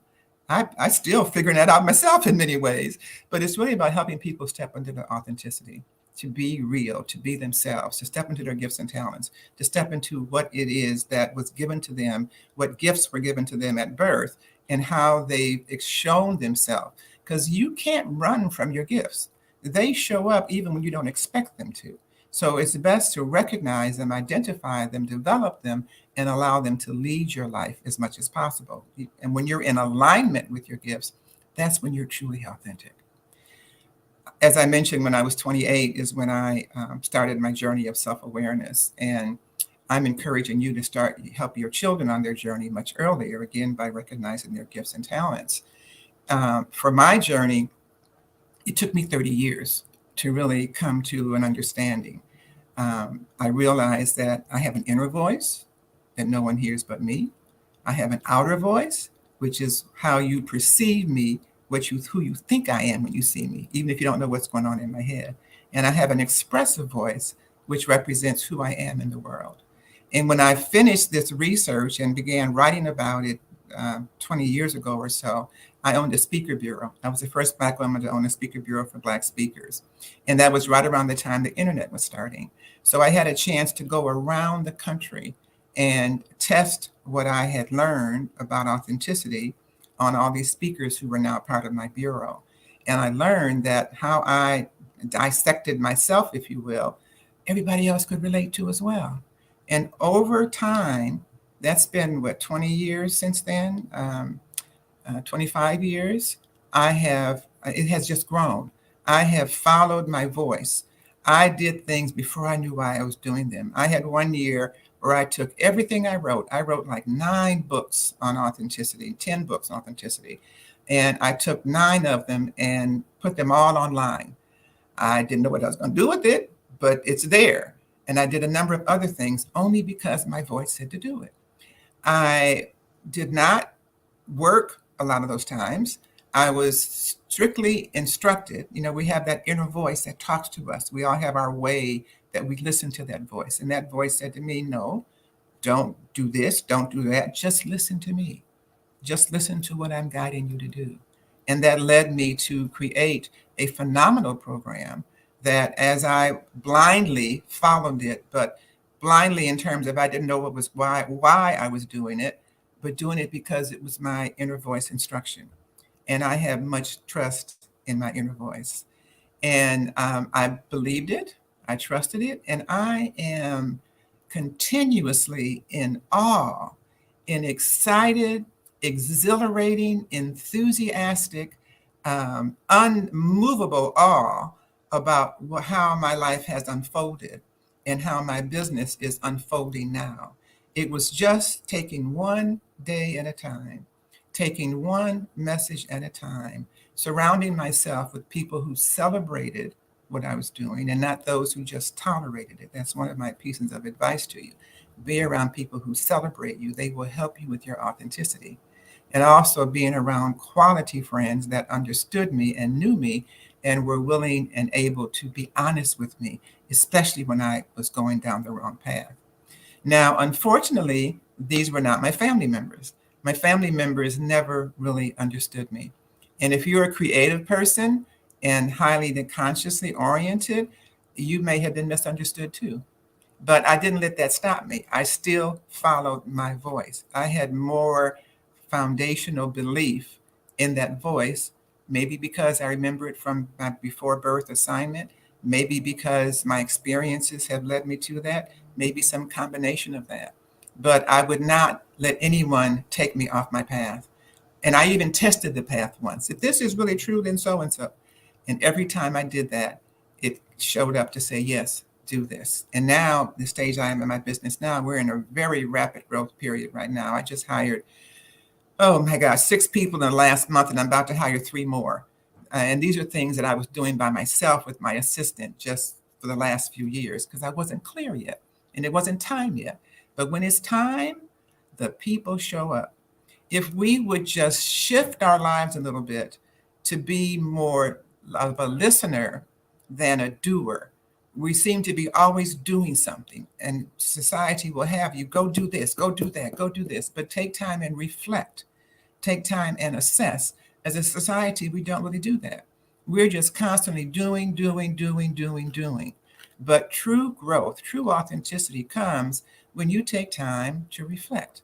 What did I just do? What was last week like? What was last month like? What was last year like? What worked? What didn't? What can I shift? What can I change? Otherwise, we just find ourselves on autopilot doing the same thing over. I used to wonder as a child, why is it that adults go to work, they come back unhappy, they retire at 60 and die at 65? I didn't get it. That's not the life that I wanted. And when I found myself directing Head Start programs and finding directors dying around me, and they hadn't even gotten to 60 yet, I said, no. This is not the way I'm supposed to spend your life. And it's not the way you're supposed to spend yours either. We get caught up so early. You know, I could go on and on about why we get caught up, about how at our preschool years we get caught up loving what we do and finding our gifts and talents, and then getting home and being told not to sing so loud or not to beat on those drums so loud. And then we get to kindergarten and first grade, and we have to get in cubicles where we stay all our lives, and how we're constantly moved towards just being a robot. Just do what other people tell you to do. Don't even think about what's in your heart and in your head. But it's in your heart is what really counts. What's in your heart and touching that. That's where authenticity resides. So I hope this has given you a little bit of an overview of authenticity. I'm happy to answer any questions. I could go as deep or talk as long. I talk about this stuff and teach it for days on end, but I know that's not today's format. But I'm hoping you've given some format for that. And what I want to encourage you to do is, number one, recognize your gifts and talents. Recognize where your strengths lie. Recognize what you really love to do and do it. Recognize where you want to live, where you want to make a contribution. Life is not just about giving, it's about and taking, it's about giving a contribution so that the next generation is better. And you know, I saw something yesterday. It was an offer of a book that to buy for your children, and it was a book that would lead you with some certain values that do not, in my opinion, seem to be guided towards the cooperation, the engagement that we want to have with each other in our own lives and in our business lives. And it struck me because I'm always amazed at how much is done on what I call the negative, the inauthentic side. I'll leave it at that. And how those of us who are more authentic become complacent in our authenticity, or become so excited that we have found what it is we're supposed to do. And we get so driven to do it, and we forget the bigger picture. But I think that the bigger picture is important to look at. As someone who is past 70, I look back and I think about my days when I was in college, for example, that's when Dr. King was murdered. And I just didn't understand it. I just didn't understand how anyone could kill someone who was doing so much good and positive for the world. I now understand that in a way that I wish I didn't. And I'm also aware of how, as much as we think we're making progress, we're not making a lot of progress. and how that has changed my thinking and even my presentations to be more one of inspiring you to look at how you make a difference, to look at the future, not just look at what happened in the past and not just what's happening now, but looking at what you can do to make a better future, not just a better tomorrow, but a better many years. I researched humanity for a 5,000 year period, and I was just surprised to learn that the system that we see now has been pretty much evident for the whole time of human history. So the job we have of bringing to authenticity to the world, of bringing more empowerment, of helping people to really step into who they can be, of helping people be celebrated, of helping the world be a kinder, gentler place is huge. And it requires all of us. And it requires a great deal of tenacity. And it requires us getting together like we're doing here and sharing messages and helping other people to see what they can do and how they can make a difference. So I just want to encourage you to step into your authenticity, find what your major gift is and how it integrates and how it aligns with making the world a better place. What can you do? What one thing can you do to make a difference? One or more. At least do one. And take the focus away from the day to day and look at the big picture and look at what authenticity can do for the world, because we're smack in the middle of it now.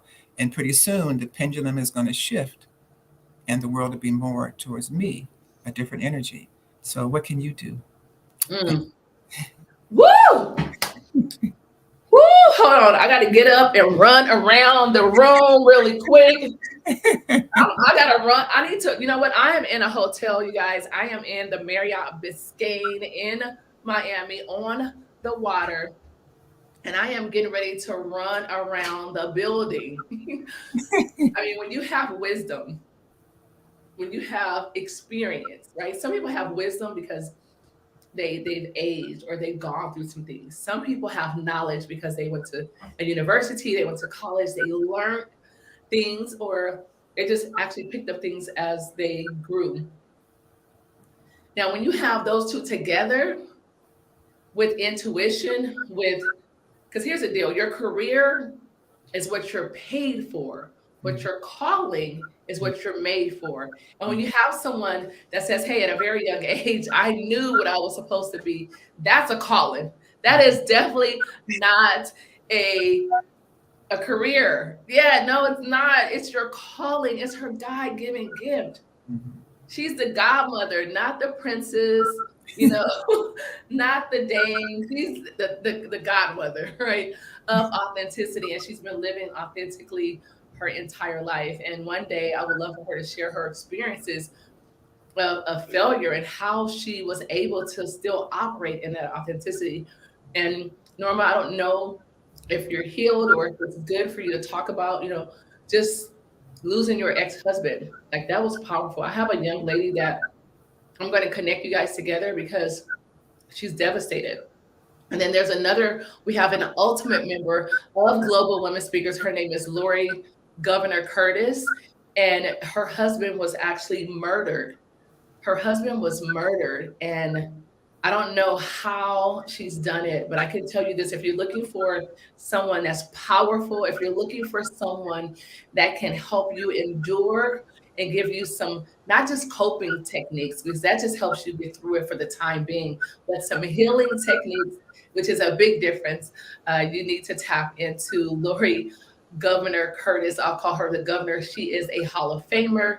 And what she's teaching women around the globe is literally insane. And so, Norma, all I know is I need to bring Crystal in here. I'm going to have to bring Paul in here. Paul, wait, yeah, Paul, let's see, pull up a little bit. Maybe just pull your screen down just a little bit. Okay, there, right there. Yes. Oh, yeah, it's probably that shirt you have on. No, I'm just kidding. But that's Paul. He's the man. Loves us. And then we also have, okay, we have Vanessa back there. We have, oh, there goes Jen. Yay, she's back. You guys, Jen, if you guys don't mind, if you can give me just give Jen a round of applause for what she does. The fact that she is all the way in Venezuela, all the way in Venezuela. She shows up every single Sunday for Sunday Speaker Series. She does like everything behind the scene. When I say she's amazing, Jen, can you hear me? You were frozen with a frown. You were frozen with a frown, like. I love it. So, Jen, I just wanted to say publicly, thank you, thank you, thank you for everything. The Sunday Speaker Series could not happen without you. I appreciate you. And yeah, she is literally coming to the States and she's going to be traveling. I'm super excited about that, to have her in person, instead of just virtually. So that's great. So now you heard the godmother of authenticity, but before we talk about it, if each of you, and if those of you who are listening to the sound of my voice, if you can, someone says, God bless you, Dr. Tina. Oh, thank you so much. We appreciate it. Norma, while you were speaking there, we heard from Beverly Lee out of North Carolina. She was like, thank you, Norma. I mean, they were just going. I love it.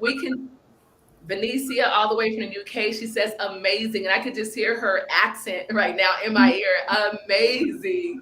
Thank you, ladies, for watching. I would love for each of you to share this broadcast, share the Sunday Speaker Series, because not because I want you to, but because if you found any value, if there's any takeaway, any nugget, any hack, any resource that was shared, or if there was anyone that resonated with you that you would love to get to know, follow them, take a look. There's Dr. Crystal Giefer. She's going to give you a gift. You don't have to wait until she speaks to get the gift, because you may have to leave, but she's up next, so you really don't want to go anywhere. Especially if you were like money, authenticity. So you found out that you can have them both and that you cannot have one without the other. They are the yin and the yang. And I was actually talking to Paul in the background, and he's like, yeah, that's the truth. Follow Vanessa Frater Robertson from the UK on IG. Also, make sure you follow Global Women Speakers. This is our brand new IG page. All of our speakers will be able to be found there. Their websites is going to be found there. We're going to make sure that we're highlighting, exposing, and giving that visibility to each and every one of them. So I'm ecstatic. I am ecstatic. And so, ladies, listen to authenticity, right? Listen to authenticity. We all can say, yes, we're authentic now. But I want our audience to not just know us now. I want them to know what we've been through, because I know all of our personalities, all of our characteristics, they resonate with at least one person, with at least one.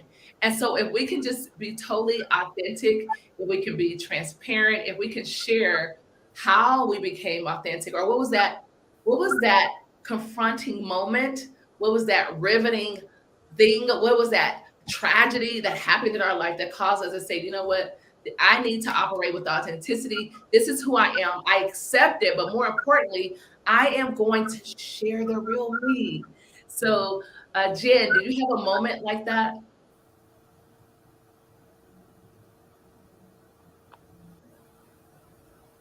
All right, her Venezuelan Wi-Fi is misbehaving, and it always happens that way because she's powerful. She has something to share.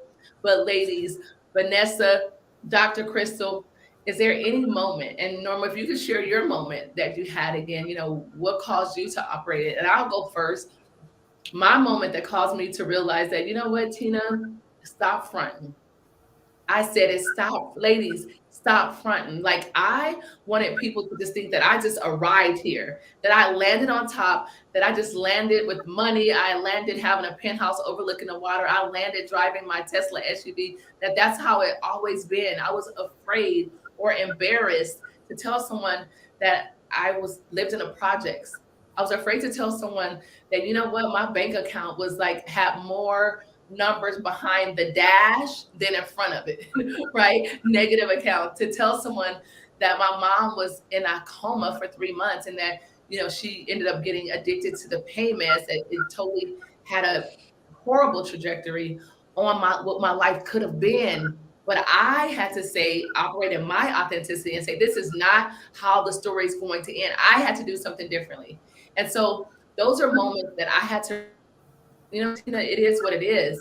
You got to tell your story. You got to let people know that it's not how you start, it's how you finish.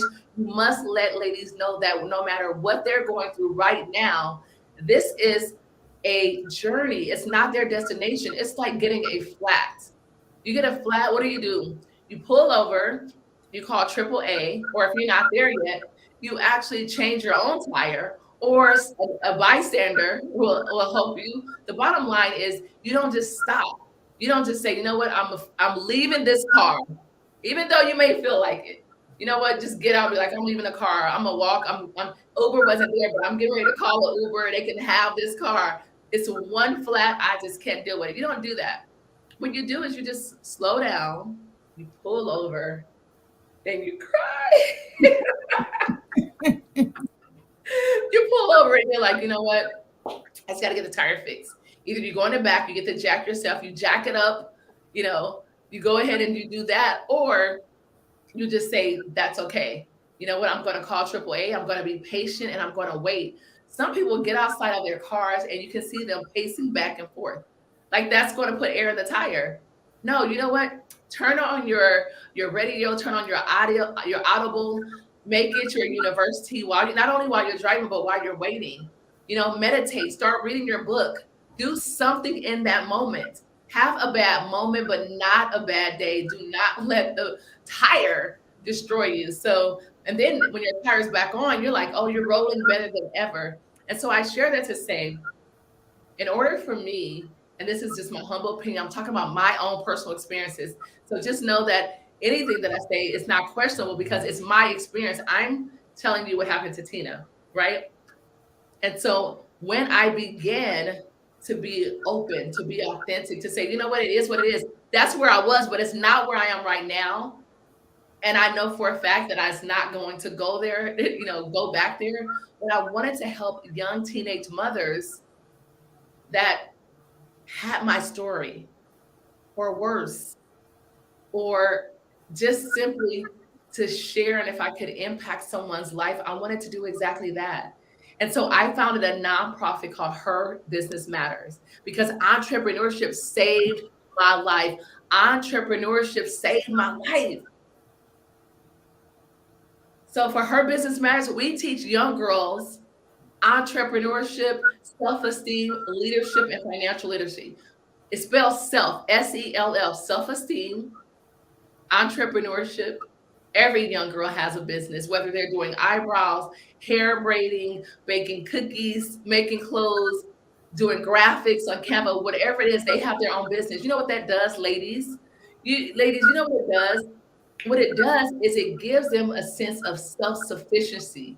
They're not depending on their parents or a guy to give them money because they know how to make it. It boosts their self-esteem, decreases teenage pregnancy, and a plethora of other things. And so I challenge you to operate in your gift where it's so much bigger than you, because that for me was operating in my authenticity. That was me operating in my authenticity. And, you know, I had a goal in my life to be a cardiothoracic surgeon, Norma. I wanted to be a cardiothoracic surgeon. And Crystal, there were 2 M's that had to happen before I had a daughter, before I had a kid. I had to be married and be a millionaire. That was my goal, married and a millionaire before I had a kid. But hey, God had different plans. And I believe if those 2 things would have happened, and I got it the way that I wanted it, I wouldn't be who and where I am right now. So I embrace it. And so I share. So that's operating in my authenticity. So Crystal, what was your moment of authenticity? I would say that for me has been a lifetime of onion flavor, just peeling back and peeling back. Coming from a very strict religion and church, there was the point where I recognized for myself that people would ask me questions and my attitude would be like, my church believes this. And I would roll my eyes and I thought, oh my goodness, what kind of witness am I if I'm rolling my eyes about our beliefs? And so I had to really, at that point, begin to step out. Like, what do I believe and what would help me be a good representative of what I believe? And so that was a layer. And then there was the layer when I realized staying wasn't necessarily the best thing for my children. And so that was a layer of stepping more into authenticity. And I'll never forget the day I walked into a business group for sales, and I was still deep in the matrix, but left the church that I was in. And here are these women that they were doing business and spiritual stuff at the same time. And I said, you get to do both? What? You don't have to choose and hide your spirituality from your business people? And so it's been this beautiful unraveling of layer after layer for me of authenticity. And, if even then thinking I'm awesome and stepping into a new group and going, oh, now these people really know what awesome means. And then rising to that. And so being on an ever-growing journey with myself to say, okay, yes, I can own my awesomeness every step of the way. And I get to acknowledge when maybe there's like, okay, that fish just jumped into a bigger pond again, and it's time to grow into that pond once more. And I think that I'm probably not finished by any means. I feel a lot more authentic today than I did last year and than I did a decade ago. And I really hope that I'm still saying that in another year and another decade, that I feel way more authentic then than I even am now. Wow. Love it. Vanessa, what about you? What was that moment of authenticity? I'd just like to say, Dr. Crystal, I love what you just said about, you're continually going forward, continually learning. And that's something that really resonates with me, because I think that's when I realized that, just because I've been to university and I learned that the learning continues on, and that how I have this love of learning and learning from other people. I like being in rooms where I am not the brightest person in that room. I like to be on my tippy toes to learn more about what's going on. And that was a light bulb moment for me. I always thought that, I have to know. If they find out that I don't know, somehow I'm weak, somehow I'm not good enough. Whereas actually, no, I'm valid. I'm good enough. But actually being in a room with people where I can learn from them, I found that a light bulb moment. And giving back to other people and not comparing myself to my middle to somebody's, 20 steps ahead of me. It's okay. Right. If people are 20 steps ahead of me and I can learn from them and not have a comparisonitis. And then I can look at people who are just starting and that be open to help them and not be, I'm ahead of you, I don't want to help you. But no, being open to say, no, actually, I want to help you. I want you to thrive. I want you to grow. So for me, it's this whole learning journey. I don't want it to end. Actually, the fun is in the journey, isn't it? It's not actually in the, the destination. That your life is the journey. So enjoy it. A lot of people say, I'm going to be happy when I get X, or I'm going to be happy when I get Y, or when I've lost all this weight. And it's like, no, enjoy the journey and the challenge and the struggle to get there. And then when you get there, be always looking to go on, well, what's the next thing? Because that's the beauty of it, is to keep that continued growing, because progress, you're growing, you're not dying. Yes. So Dr. Norma, thank you so much for bringing that to the forefront, because obviously, it was needed. Like this is how, when you guys see us doing this is like a virtual hand clap, right? You just go ahead and shake your hands. This is virtual hand clap. Yes, there we go. So we're clapping. Yes. And so now we got to talk about money, because I remember back in the day, there used to be sayings like, no honey, no money, no honey.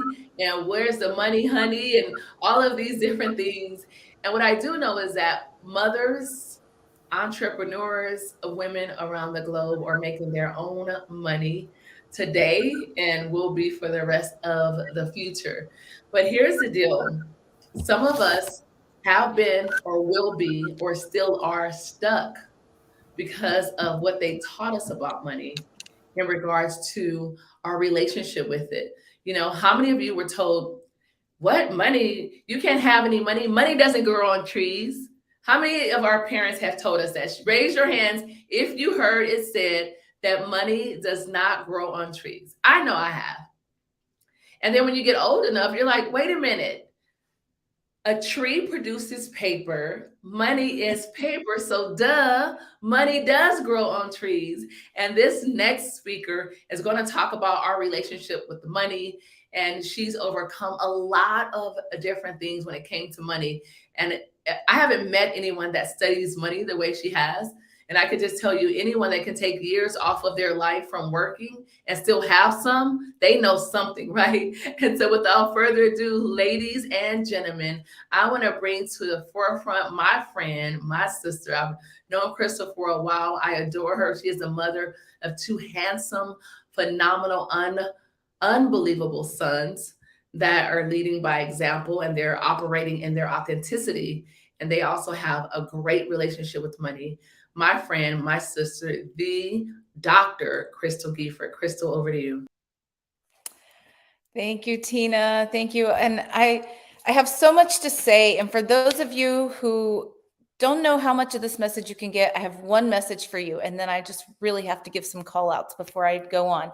And if you don't take anything else from what I say today, I want you to remember this, that money is a powerful tool and a terrible master.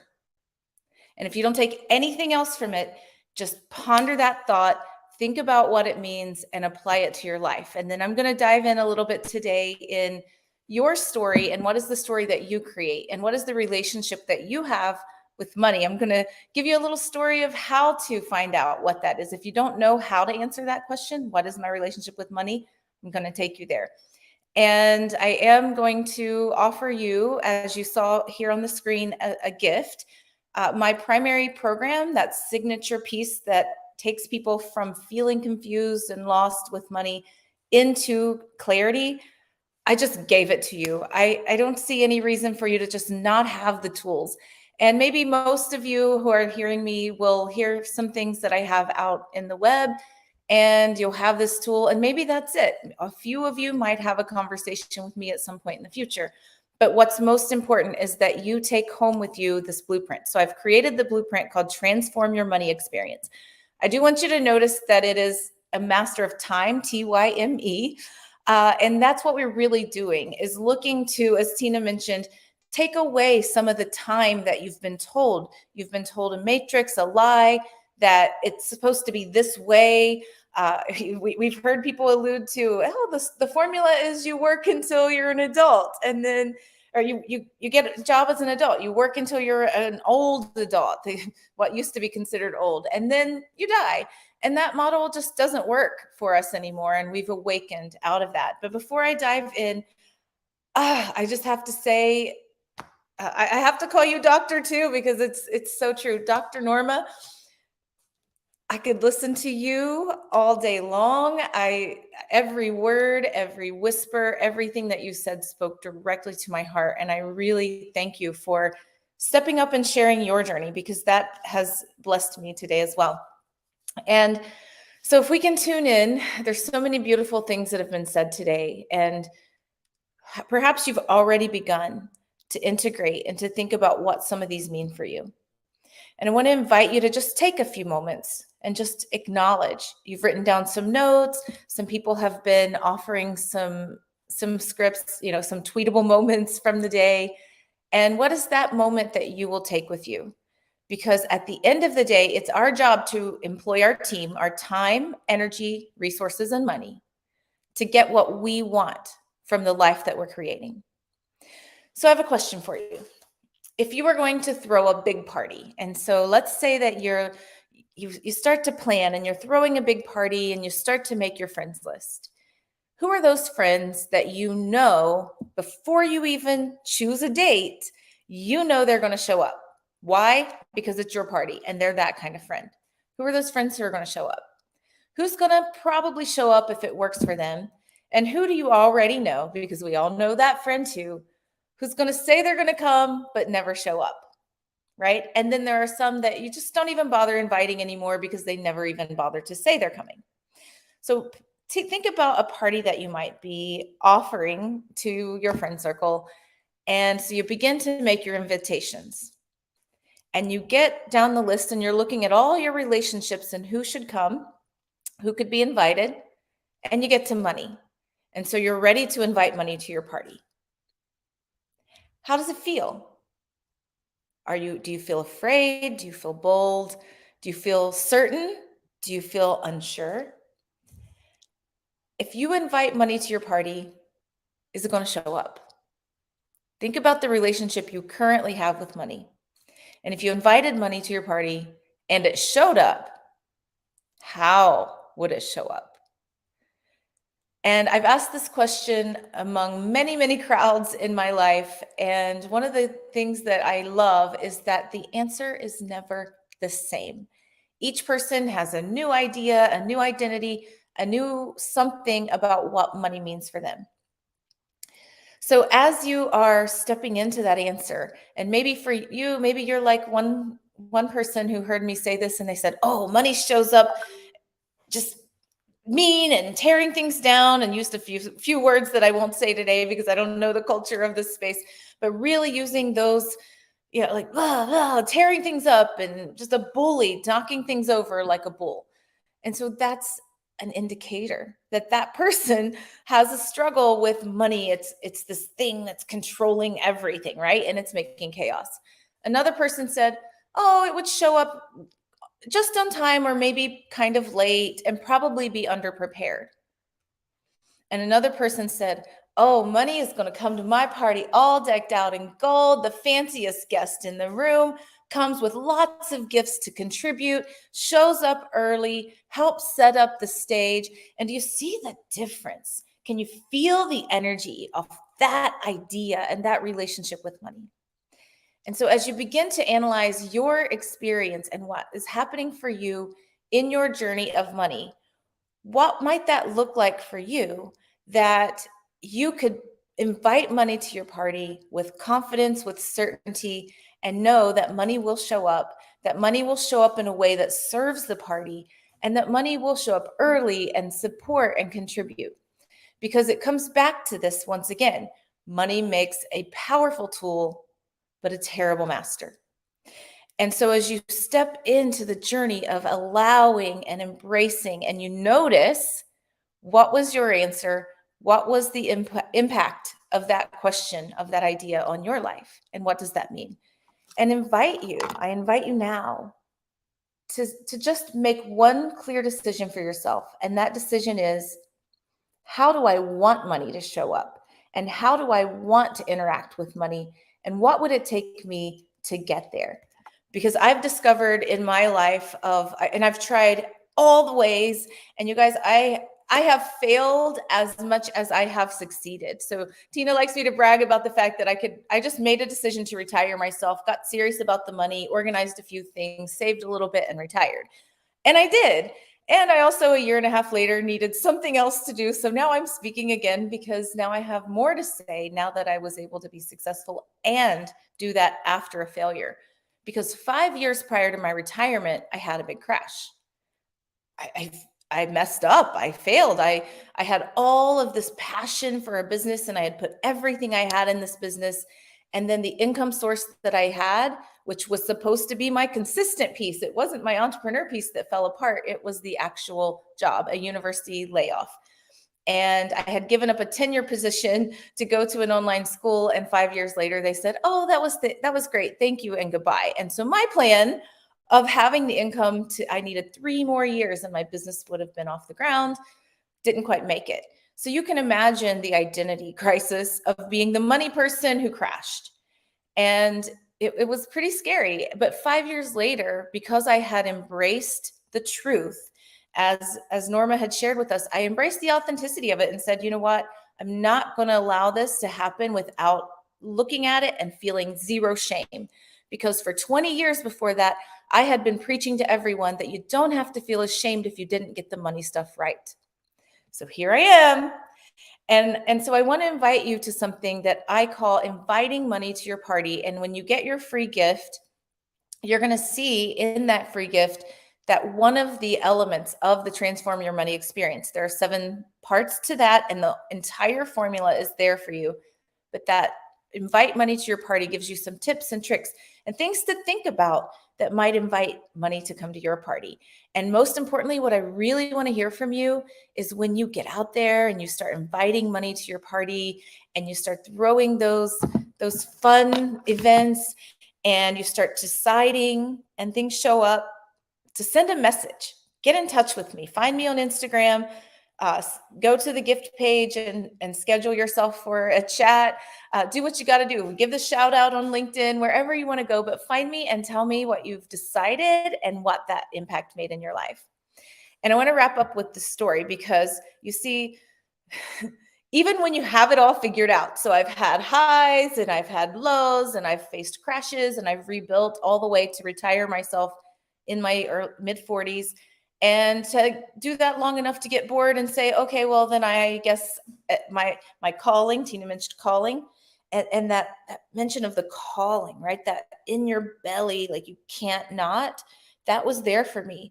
And I can't stop speaking, because my voice is my instrument to the world. And the wisdom and the knowledge that I've gained from the highs and from the lows, and the ability to step fully in with someone, to be where they are without any judgment, but with pure compassion, understanding that we all have these ups and downs and we're all figuring it out. And so what I want you to understand is, even having all that figured out, I had the season last year where I wasn't working anymore. And I felt like maybe, if I'm not going to produce, then maybe I shouldn't have these things, because, well, making big decisions like that is a lot when your income is more fixed. And I looked at my circumstances and I forgot for just a little bit, for a couple of months. I sat wondering what I could do next, because the numbers didn't quite add up for what I really wanted. And then it hit me. Thank goodness for the training, because somewhere in there I remembered that it's not about looking at the money and choosing what you can do based on what the money tells you. It's about choosing, making a clear decision about what it is that you want, and choosing that, and then inviting money to come, because money loves movement. And so I have 3 C's to invite you for manifesting. So the Transform Your Money experience is a 7-step process with formulas and everything there for you as a gift. And the other piece I want to leave you with is 3 exact tools to help you manifest. The first one is certainty. Find certainty, that clarity of mind that gives you certainty that this is what's next. Next, you're going to choose. Make a clear choice. Decide and mean it. Not, oh, if this, then that. No, decide. This is what I want. And recently, after a little time of thinking I couldn't find the place I wanted in Miami, I got really clear what I actually wanted. Wasn't very long after getting very clear what I really wanted that I was able to choose and say, that's what I want. And then I began to celebrate it. And I wanted a home, and I got a townhome. But before I got there, I'm celebrating with my friends. My friends were getting their homes. And I said, I must be close to finding the right home for me, because all my friends are finding the right homes for them. It's in my field. It's there. It's available. And I began to celebrate that, because when I celebrated it with them, that allowed me to celebrate it in me. So as I invite Tina to come back and join us to wrap this up, I just want to remind you that money loves movement, that money is a powerful tool and a terrible master. And the 3 steps that we have to manifest anything fast is, first, we gain clarity for certainty. We gain certainty, we choose, and we celebrate. Thank you. Did I tell you that she was really clear about money? Honestly, I want you to just put in the Facebook or the YouTube or LinkedIn. I want you to tell me if you've ever had that story, that analogy to invite money to your party. Do you operate with expectation when it comes to money? Like for me, I call my money soldiers. My money is soldiers. When I invest in something, I'm telling those soldiers to go recruit more and bring them right back home to mama, right? Bring them right back into the camp. They are soldiers. And I want you to look at money a way that resonates with you, a way that you can remember, a way that you can break those generational curses, that you can break those limitations, those strongholds that's been in our minds for so long. And because, ladies and gentlemen, sometimes it's not what you start doing, it's what you stop doing. that matters and gives you that paradigm shift. So I want to bring everyone back because it's important. It is important. I'm even going to bring in the unsupervised investor because that was powerful. That was powerful. And she said, money is a wonderful tool, but a terrible master. And I'm going to leave that on the screen. Let's bring everybody back in. Let's see. We have, okay, good. We have everyone back in. I love it. So, yeah, let's go for it. Let's go for it. So, what's going on with money? Beverly says, thank you, Crystal. Thank you for being here, Beverly Lee, all the way from North Carolina. Yes, thank you. Thank you. Thank you. Thank you. All right, so money is a terrible, terrible master, but it's a wonderful tool. So I want to go to Norma and then to Vanessa, and then we're going to go over to the unsupervised investor. He just does what he wants, goes against markets, does whatever he wants, and still is wildly successful. I'm glad he's here on this Sunday Speaker Series sponsored by Global Women Speakers. Thank you for being here, Paul. So we're going to go to Norma, then to Vanessa, and then we're going to go over to the unsupervised investor, Mr. Paul Brown. So Norma, over to you. What do you think about money, and what do you think about what Crystal shared? So heartfelt, right?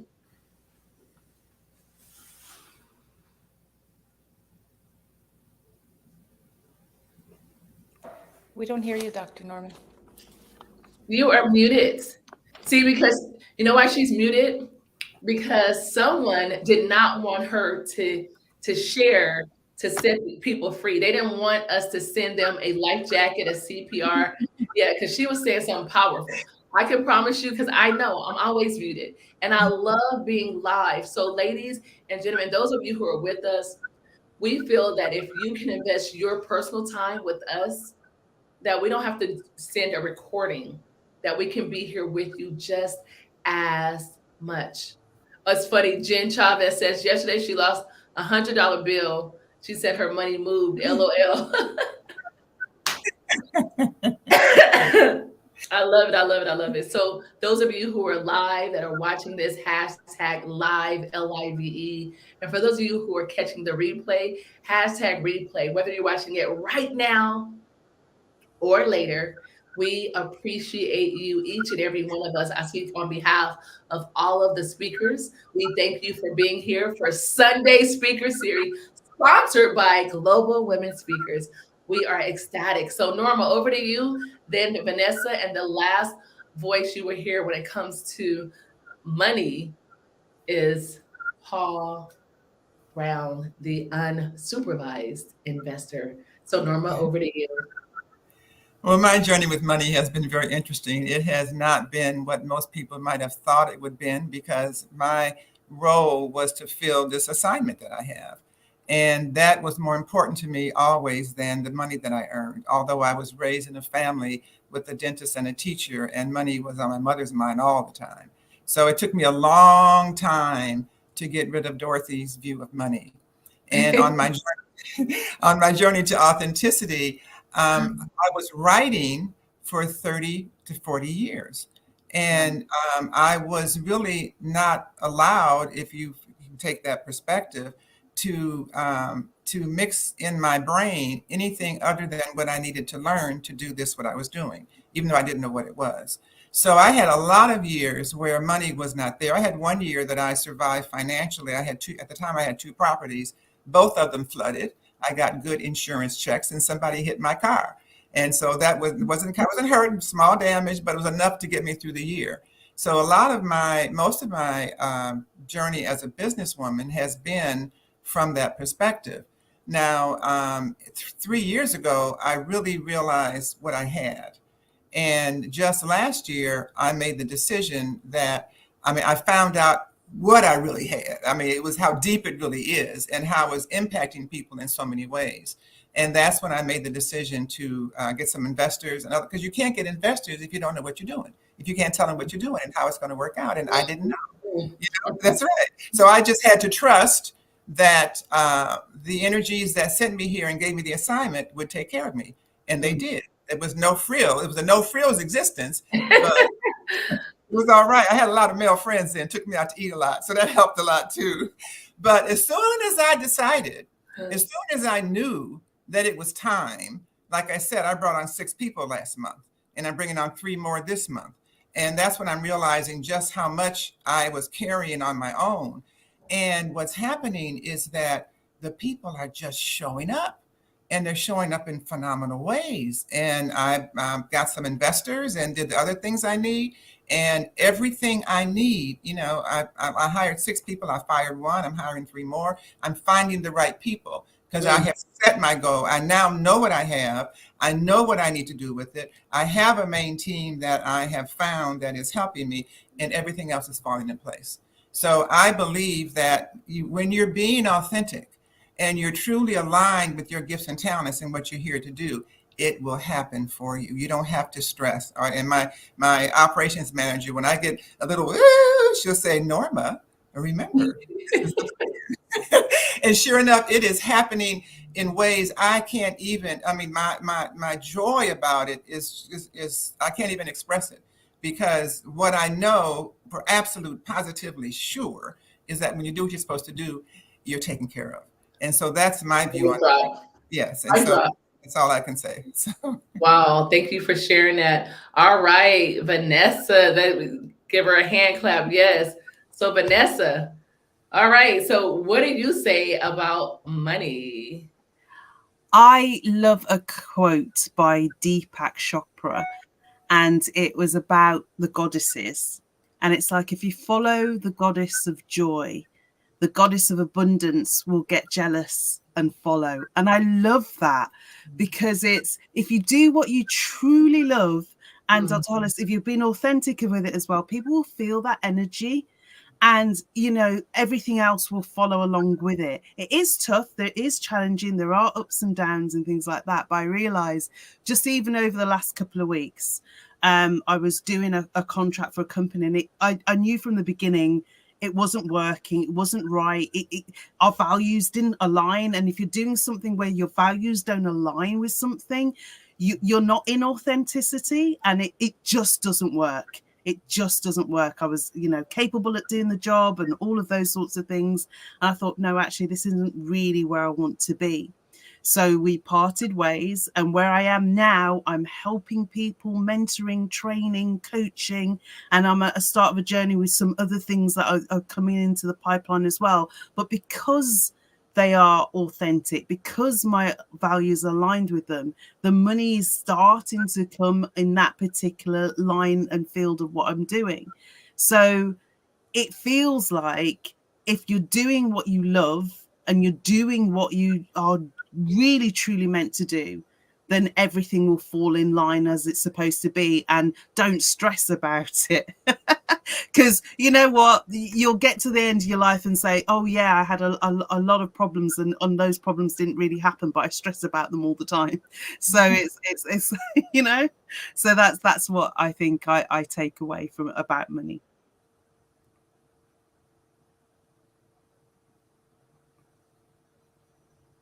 Yeah. Wow, that's awesome. All right, so now we are going to hear from a gentleman. Yes, a gentleman. He is a special guest of Global Women Speakers.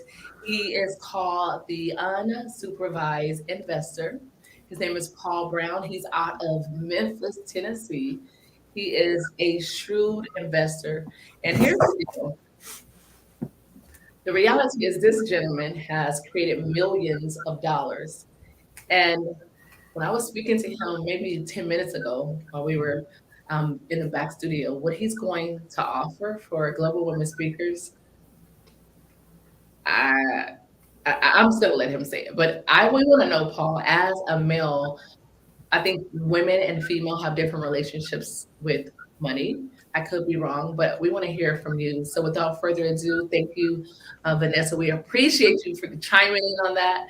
And we're going to hear from Paul. Paul, would you please let us know, literally, like, listen to Crystal, to Dr. Norma in regards to money. What's your take on it? Thank you. Thank you so much, Dr. Tina. So money is a powerful tool and a terrible master. What a great quote And for me, the way that resonates is, and I'll put this in terms of being in process, because life is a process, and it's a beautiful thing to be in process, right? That goes back to authenticity too, meaning times we'll want to put on this front like we've got it all complete, we've got it all together, but we're in process, and we're going to be in process. And if we're not in process, then we're dead. So we keep learning, we keep growing. But so I'll put this in process. For me, this money is a powerful tool.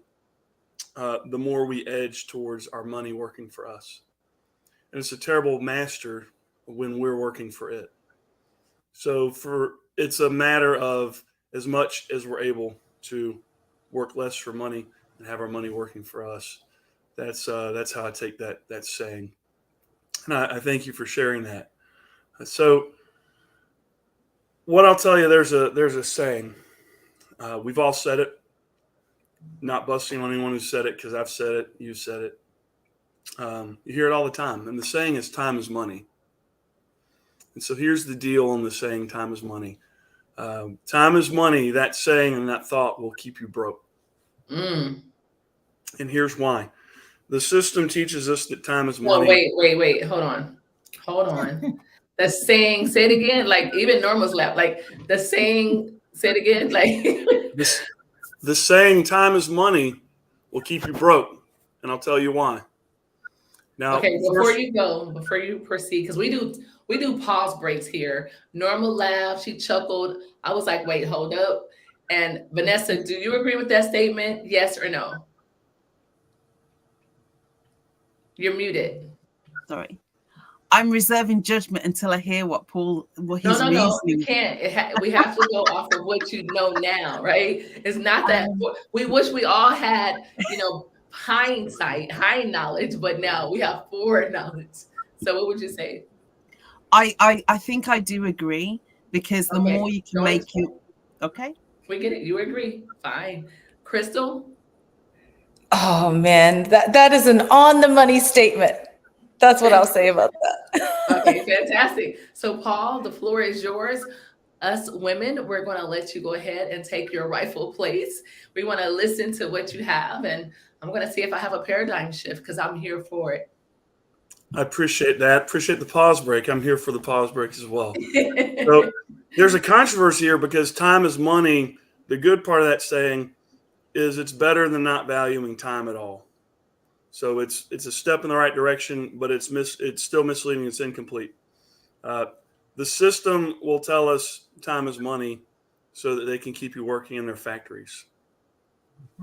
So if time is money, then you'll willingly trade hours for dollars and price yourself in terms of an hourly rate, and probably stay broke, or at least not leverage your fullest potential in your earning potential and in fulfilling your purpose, and in then doing things what you love, whether you're getting paid for them or not. So I'll credit Myron Golden for that saying about they say time is money, so they'll keep you in your factories. So I can talk with you for a few minutes and figure out what you value more, whether you value time more or money more.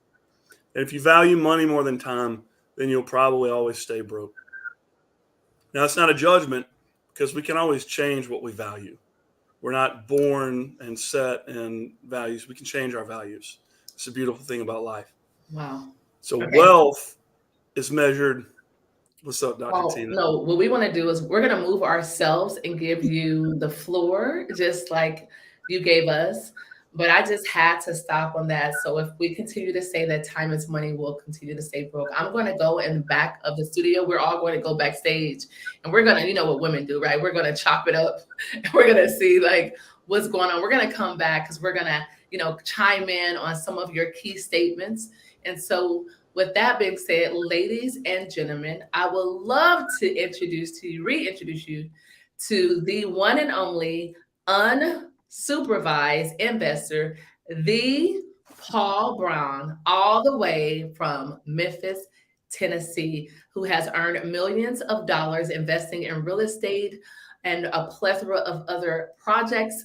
One of them is 1 Million Wells. It is on the screen. 1 Million Wells is an organization where he helps get water to underserved countries. And so, Paul, I'm ecstatic, and I'm honored to have you here With that being said, take it away. Over to you.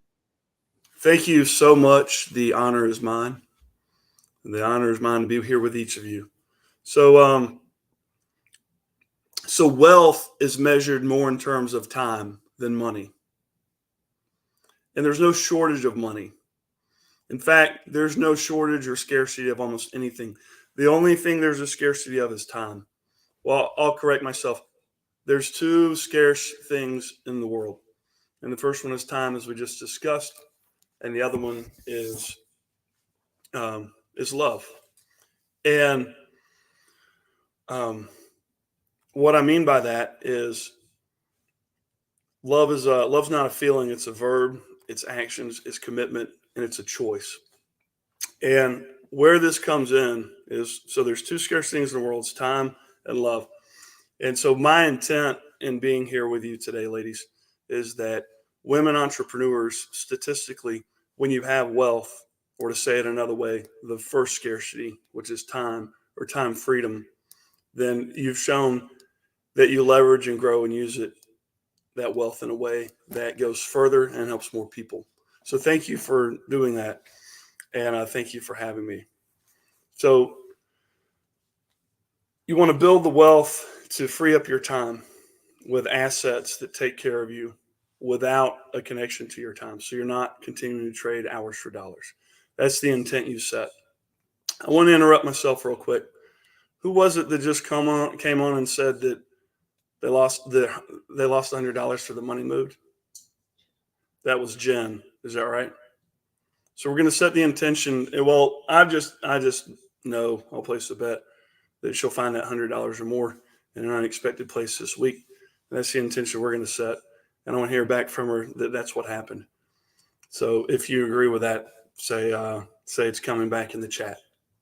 Now, here are the assets. Here's what you want to invest in. There's three things that I've found will never fail to invest in. One is the kingdom of God. Two is you. And three is real estate. You, the second one I mentioned, that could be education or that could be your business.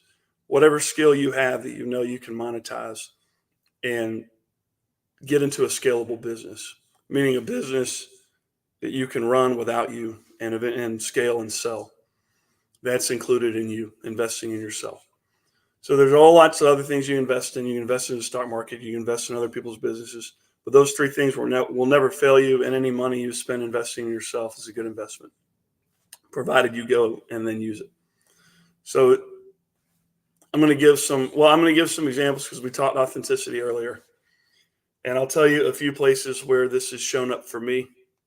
And realize this is not a brag, only wealthy people, when I started hanging with them, one of the differences I noticed is they talk in specific about their deals and their assets. And it's not really an ego or a brag thing. It's what we talk about. And the benefit is when you get specific, then you can hear that and know, okay, well, one, if he can do it, so can I. And two, I just got specifics on how that's done. And when one person can do it, so can I. That doesn't mean or imply that we have the same starting point or barriers or challenges, yet the power of intention can overcome all those isms. And when we work together, so we're talking a little earlier about female energies or what women entrepreneurs do when they're empowered and they have wealth. So historically, men have had the money and the assets and the power. That's not for us to keep and hold. That's for us to share and help others. In the same way, we all work together. So those feminine energies provide insight and power into my business specifically that I couldn't have gotten elsewhere. So one example where this work, investing in myself and investing in real estate investing, is over the past 4 to 5 years, I've amassed about a $5 million real estate portfolio. And in the chat, I want you to guess how much of my own money I have in that portfolio. And I will tell you, I didn't come from money. So the answer is I have not one red cent in that portfolio, and I never will. So what that means is it's $5 million of ultimately free real estate. And that's the power of leveraging, of borrowing money, and of doing no money down deals and setting the intent to scale. So there's another place where, well, also, but to borrow, you've got to know how to borrow, and you've got to borrow strategically. So one of the things that's become a superpower for me is finding the funding, finding the financing, and specifically finding business credit, because it's non-dilutive. So you don't give away a percentage of your business. You keep ownership, and it's also unsecured. So they're not, when you get unsecured business credit, it's not tied to a property. Now, the commercial mortgages are, but either way, whether it's secured or unsecured, it's also not reporting on your personal credit report. Those things are powerful in helping you scale. All right, another example of investing in yourself, and what I'll call a no money down deal, or a no money down portfolio, or a no money down, we'll say, experience or business, is I just came from this marketing cruise, which is a business cruise, and halfway through the cruise, so this is a piece of authenticity, right? I'm talking business with Dr. Tina, and she says, so Paul, you empower the poor to dig their own water. You equip them to do that. You do real estate investing, and you help people build their businesses. What do you have to offer us at this marketing cruise? Because on this cruise, we all kind of market to each other, and we have gifts, and we have products and programs that we sell to each other. And I said, well, I really don't have a thing that I'm looking to sell or offer here at the marketing cruise. And she told me, well, you need to fix that right now. So that was a great example of her success and drive, and also feminine energy, kicking my butt into gear into doing something that I could have done years ago. So thank you for that, Dr. Tina. And also, what's neat about that is we wrote the program that night, and I went out on an excursion, just having fun on the beach, eating breakfast with one of the buddies I'd met on the cruise that week. So I'd known him for a day or two. And he hired me in the program that we'd created. And before I left the ship, I had sold enough of those programs to pay for the cruise that I just gone on, and the down payment for next year's cruise. So that was a no money down cruise, in that I went on this business cruise to go, one, have fun, and also build my business and build relationships. And by the time it was over, because I was engaged and myself engaged, it was paid for. And so now it just multiplies. And then these relationships will produce multi-millions. So thank you for that, Dr. Tina, and getting me to do what I should have done long ago. And but that's the key as far as relationships. There's no telling what will come from the friendships and business partnerships that you build, and they're everywhere. You just keep your eyes open for them. So I'm going to give you some 6 points, kind of wrapping up, that are a little more specific on starting down this path of building your business and or real estate. So one, you want the funding. You want funding for your business. It's going to help you scale. It's going to help you delegate so you can get out of the way. The two bottlenecks in just about any business are funding and you. So when we get out of the way of our business and we delegate, the more we can scale. So specifically, when you're raising business funding, you want to get to a 680 credit score or better. And if that's not where you are right now, that's totally fine. You can get there. And another thing you want to do is file a neutral LLC, well, like an LLC with a neutral name, like Management Consulting or Proactive Consulting LLC or something to that effect. You want to find and build a relationship with or hire a local and a remote mentor. Build relationships with local banks. 5, run numbers. So in real estate investing, it's not about how pretty the house is or how neat the renovation is going to be. It's going to be how much is it going to cost, how much money it's going to bring in each month. You do that math. That's the house you want. And then 6 is look at if that's what you're wanting to do, go look at 100 houses, like run the numbers at and look at 100 houses. So thank you for this time. Thank you for your attention. I am very grateful to be here with you.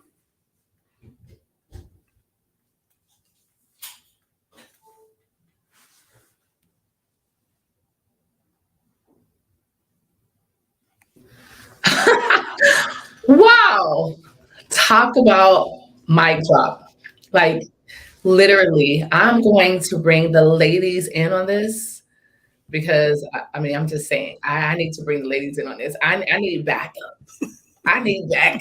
Like, I need backup. You see Norma over there laughing. Let me see.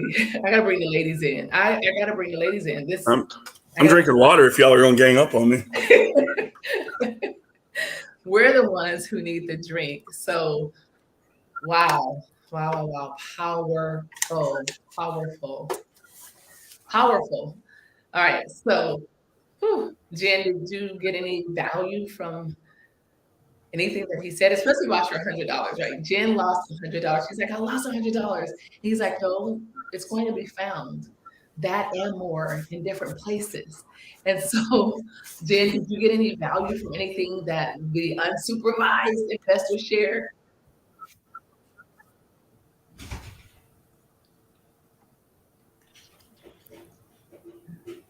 All righty. What about Vanessa? Did you get any value out of anything that he shared?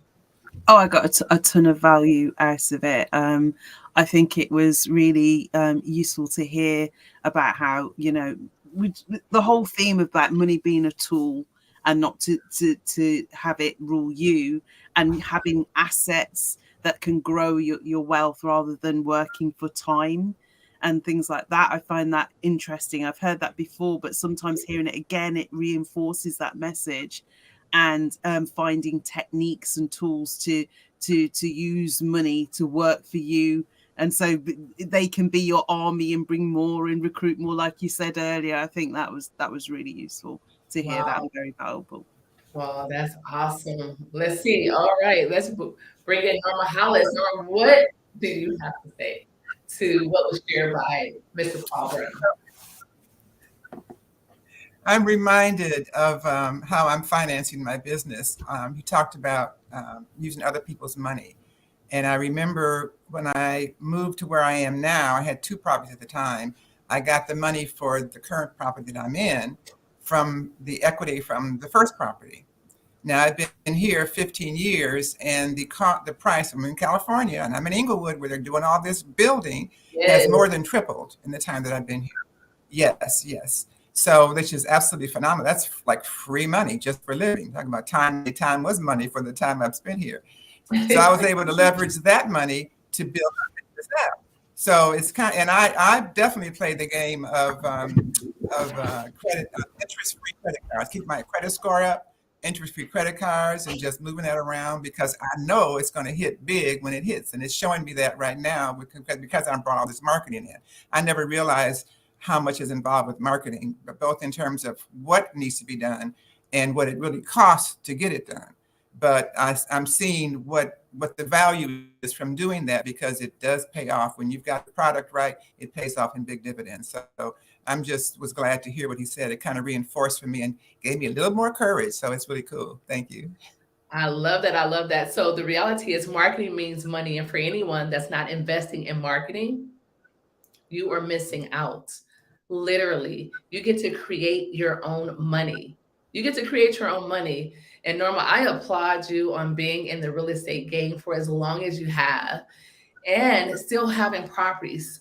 Kudos to you. So many people lost their legacy, meaning I have a friend that was a pastor, and his home, his childhood home had been in their family for over like 60 years.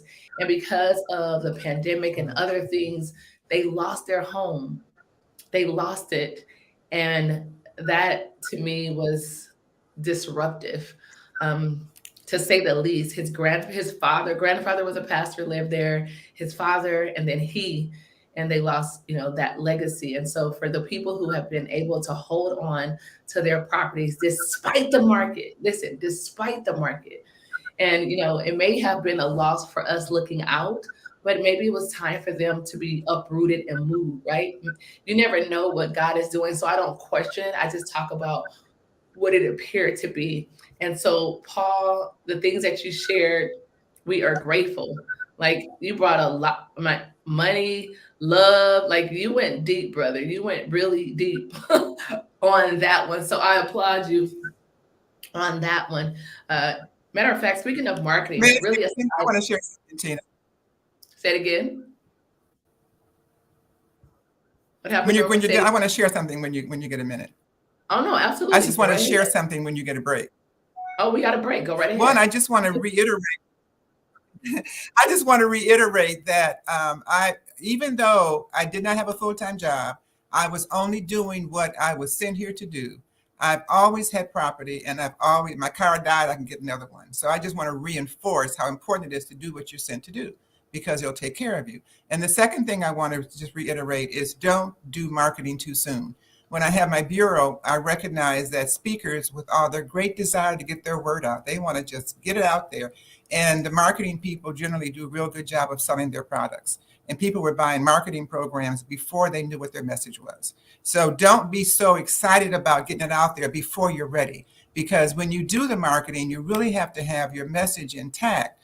Otherwise, you're going to do it all over again and pay another grip of money to get it out there. So don't be so excited about getting it out there that you're not wise about it. Don't market yourself before you really know you can be ready, but know your message, and just be ready enough that you have product ready to sell. Otherwise, you're just wasting your time. And that's why, as Paul said, to get a mentor. And I think everyone has mentioned that. And that's really important, because you don't know what you don't know. And that's where you lose a lot of money, spending money what you think is going to work, but you don't really know enough about it to know if it's the right time. So I just wanted to share those two things. Thank you, Tina. Wow. No, you're welcome. You know what? Actually, the thank you goes to you, because I wanted to say I am humbled that at such a time as this, that you have chosen me as one of your mentors. I do not hold it lightly. And I want you ladies to follow Norma Hollis. Let me tell you why. She is very humble. A lot of people didn't even know she had property. They just thought she was living in an apartment. They had no idea what she was doing. And she says that things will take care of you. And now her assistants and the people who surround her says exactly that. So it's always important to implant yourself somewhere where you're going to be fed back, because for years, Norma was pouring into other people, but they were not pouring back. So she has all these withdrawals that she was giving out, but nobody was doing deposits. And so now she's at a space with her life that you cannot even occupy her space if you're not going to deposit. And I love that she laughs, because she knows it's true. I love it so much. And Paul, you have shared some incredible things. And so out of the things that we shared, like, we just want to know your opinion on what we say. Like, what am I doing? You guys, that's me. That is not Jen. That is me. Paul is in the back. I don't know what he's doing. But Paul, like, out of the things you heard from Norma, you heard from Vanessa, and you heard from me in regards to what you shared. What is your feedback? And then after that, I brought in Dr. Venetia. The reason why, she's in the UK. She's always up late. She's here every single Sunday without fail, unless family calls. And you know us, like, family first, right? But she's always here. She's in the background. She's like, hey, Norma. Yes, Norma. Hey. And she's repeating, like, she is incredible. And because of her loyalty, I love her. And I'm like, I will be in London. Paul, I'm inviting you. I'm inviting Norma. I'm inviting, actually Vanessa is already in London. And so that was another reason why I wanted to bring in Dr. Venetia, so she could meet our newest member, Vanessa, of Global Women Speakers, because they're both in London. They're both in the UK. It's probably 10 o'clock now. What time is it there, Vanessa? Dr. Venetia, what time is it in London right now? It's 11:15. Listen, and they're still on the call. Like, you talk about loyalty, you talk about being in places and surrounded with people. These ladies from the UK are incredible, phenomenal women. And so what I would like to do is, Paul, I would love for you to give us the feedback on what you heard from us as, the head of the, no, I'm just kidding, as the money makers and causing the shift, right? The dynamics, the paradigm shift in who earns the income, changing statistics, changing history. That's what we're doing. And then I want to call up Dr. Venetia, but really quickly, Paul, back over to you. Well, again, I'm overwhelmed and humbled and grateful to be here. And I heard so much about authenticity and working with passion, and just the money mindset principles were fantastic. I'm encouraged. I've got I have my own notes when I'm going to speak. I also have the other side of the page filled up with writer downers, as I call them,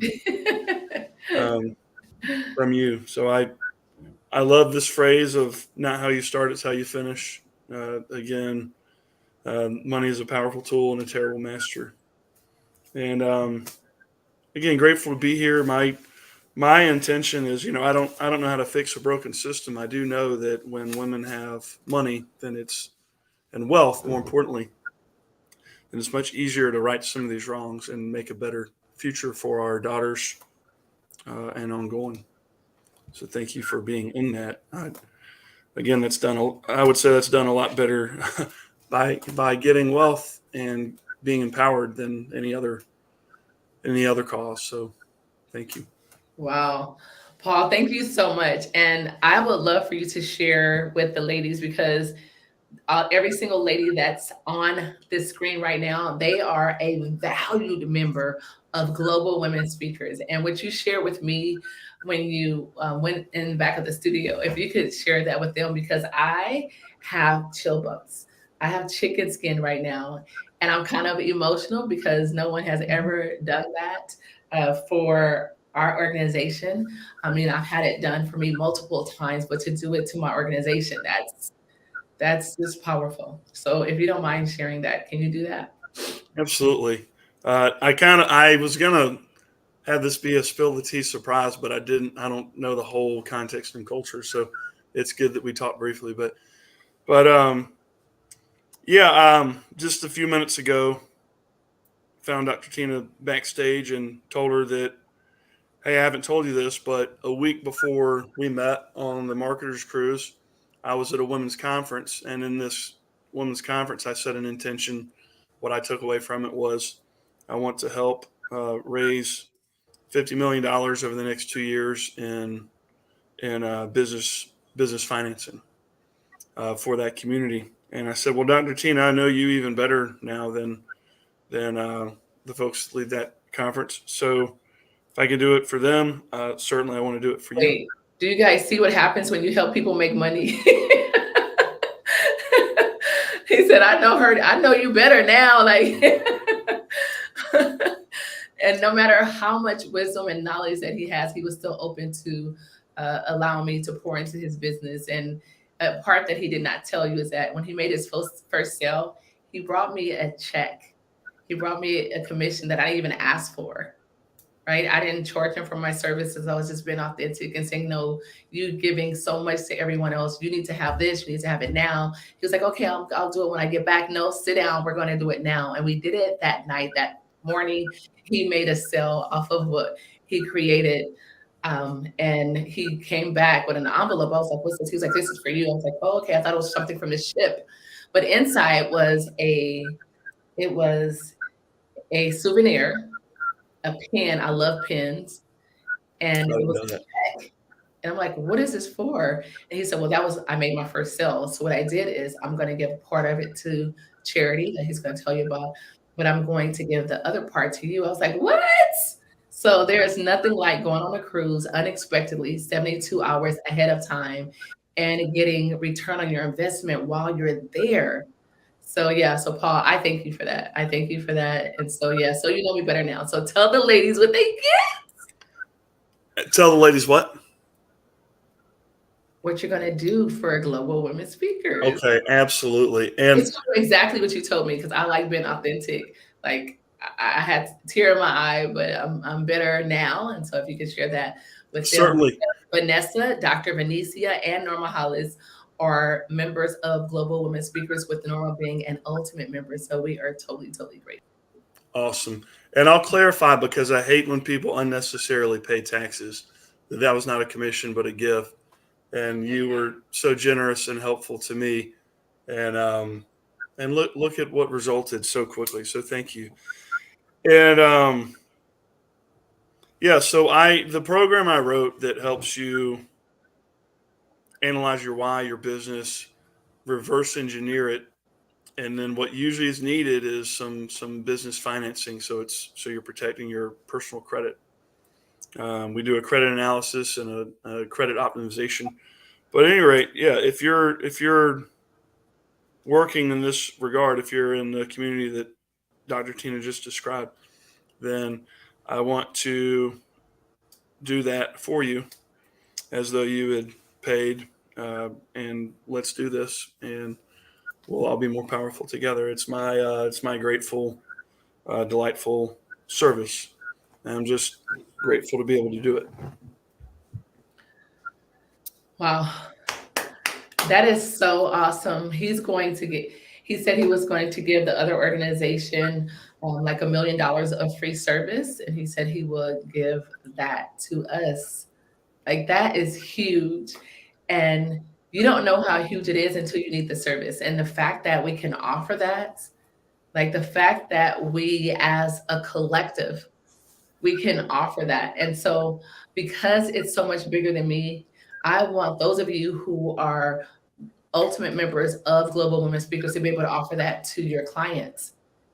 I mean, where else can they go and get free business funding or just the information for business funding? We're all entrepreneurs. We're all business women.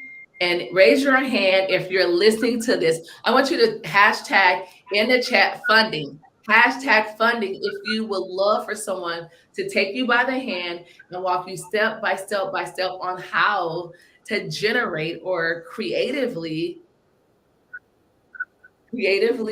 design, execute on funding. I don't know about you, but I know when I look at some of those applications, I'm like, I'm not doing this. I need the money. I want the money. I can cause the money to grow exponentially, but who wants to fill out this application? Like, it's a lot of stuff. So if you are me, I get it. But now that we have Paul Brown, the unsupervised investor, to help to walk us through, who's already built the relationships with all of these funders, he's asking for nothing in return. Ladies, take advantage of it. I know I am. And I want you to be able to offer it to your clients as well, because that is huge. There's no opt-in, there is no sign up, there's no monthly fee, there's nothing. I was like, Paul, are you sure? He says, yes, I love the movement. I love what I heard from the ladies. And so, Paul, all of us say thank you on behalf of Global Women Speakers. We salute you for that heart. I thank you so much. I mean, I just knew our meeting, our introduction was totally divine appointment. And with that being said, ladies and gentlemen, what I would like to do is I would like to bring Venetia up to the floor. Dr. Venetia, she's all the way in the UK. Her voice, when you hear it, not because she sings, but just when she speaks, it is so powerful. It's insane. And she's been behind the scene for the entire event, just in the group, just all over, hashtagging, being engaging, participating. And it's 11 o'clock in the UK time. And she has a family. She has children, but she's taken away of her family to be here on this Sunday speaker series sponsored by Global Women Speakers. And I am grateful. Thank you, Dr. Venetia, for being here. So what I would like to do, because we are closing out, it is 5:57. We have 3 minutes left. And listen, this is our first time ever. Those of you who are speaking today, this is historic. If you are speaking today, this is historic. Let me tell you why. December, we had a grand finale. It was not 3, 4, it was 14 hours long, 14 hours. We did it again on New Year's Day. And it wasn't 4, 8, or even, no, it was not 10 hours. It was 12 hours. And every single Sunday for the month of January, we tried our best to make it 3 hours, 2 hours, and it was always 4 hours. Matter of fact, the last Sunday in January was 4.5 hours. But if we do this right, we can close out being 3 hours long. It will be historic. And so, Dr. Venesia, the reason why you're on is I would love for you to give some key takeaways as being in the audience, as listening, as being non distracted. So, if you can do that, give us some of your takeaways. Over to you, Dr. Venesia, all the way from the UK.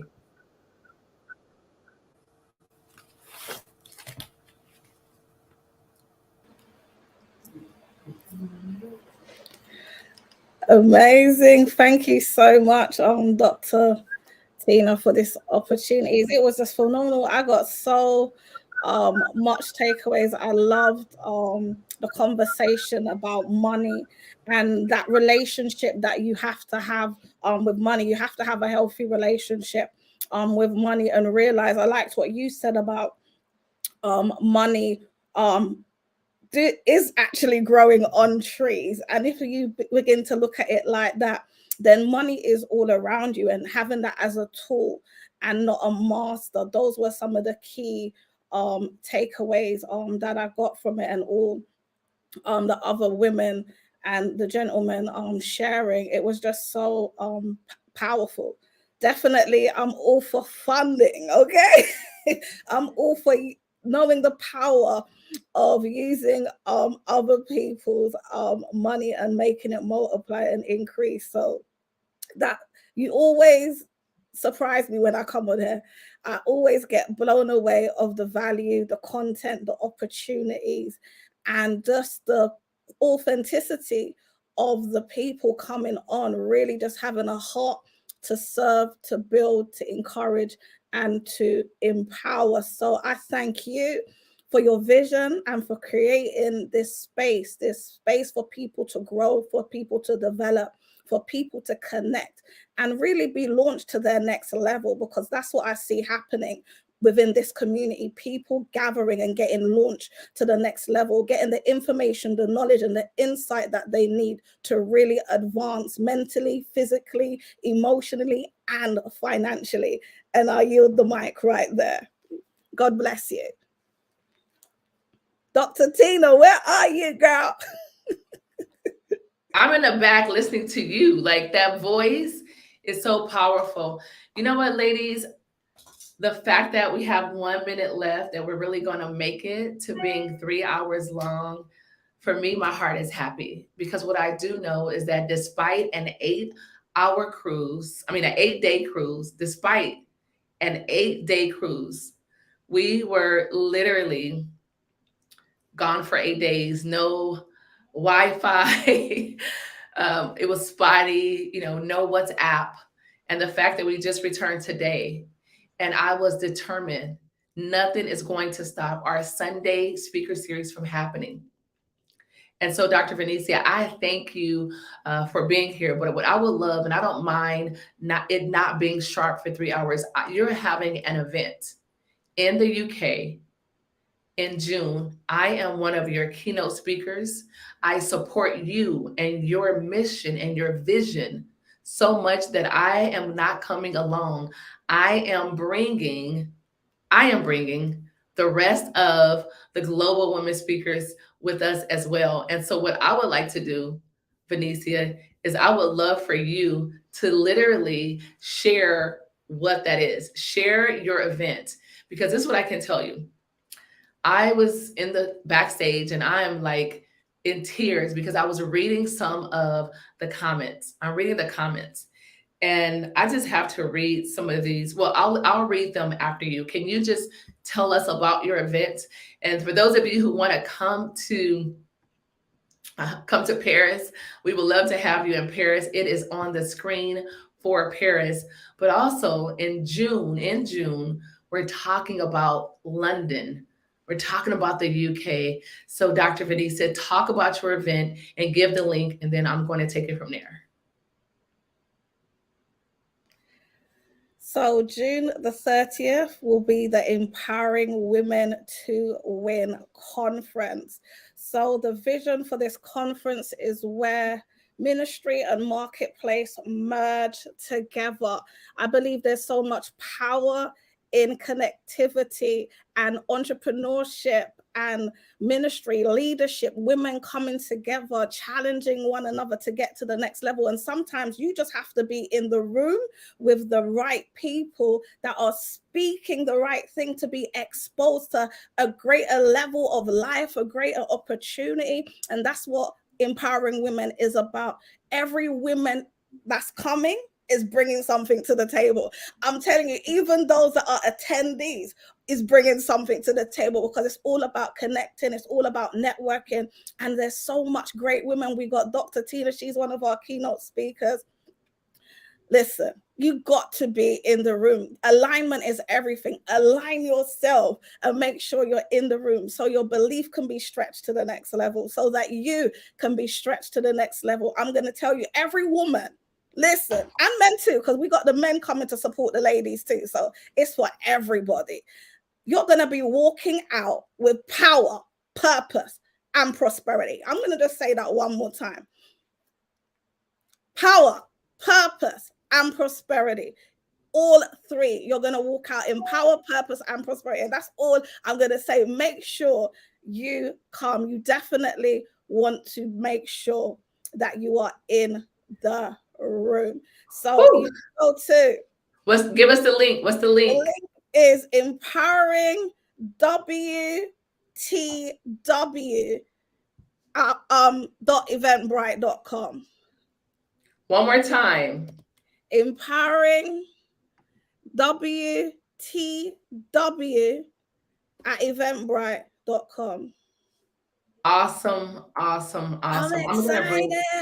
Yes, I am too. I'm going to bring everyone back to the forefront. I want you to give your last nuggets, Dr. Norma. I would like every single person will end with Paul, and then I want to share some of the comments and we're going to close it out. I am ecstatic. So just one brief 10 to 20 second last minute nugget that if someone forgot everything that we talked about for the last 3 hours, that if they just had that one nugget, that it will make a difference in their life. Not give them more information, but let's give them something transformational. With that being said, I want to go to Vanessa. Then from Vanessa, I want to go to Venetia. Then I want to go to Dr. Norma, and then to Paul, and then I will close it out. We're reading just a few of the comments because that's what I love more than anything. I love to know that we're making an impact, that we're investing of our most greatest asset, spending it on this Sunday afternoon at Sunday Speaker Series, sponsored by Global Women Speakers, the #1 platform from women entrepreneurs to share their messages, their products, and their services literally around the globe. Matter of fact, Paris is coming up. Paris, we are going to Paris March 8th and 9th. We will be in Paris listen, it's Women's Month. March is Women's Month. March 8th is International Women's Day, and we will be in Paris. Want to come? Send me an email with the subject Paris, Paris, Paris, Paris, and I will get back to you. You want to see some of these phenomenal speakers on stage, you would do exactly that. And so don't forget, Paris is in March. April, we will be in Madrid. May, we'll be in India and so many other places locally. And in June, watch out, we'll be in the UK with Dr. Venetia at, what's the website again? Come on, give it to him. What's the website?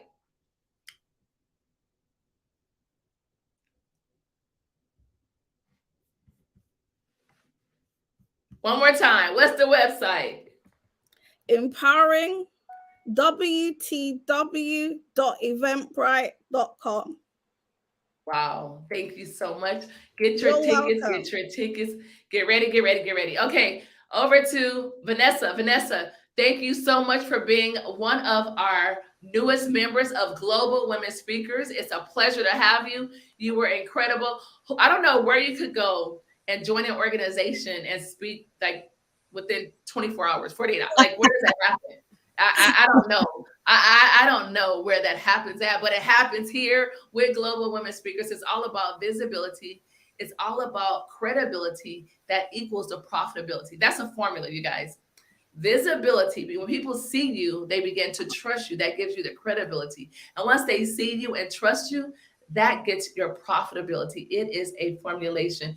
And Global Women Speakers, our mission is to make sure that women around the globe are seen, heard, and paid. Vanessa, over to you. Thank you, Dr. Tina, and all of you wonderful ladies and gents for welcoming me.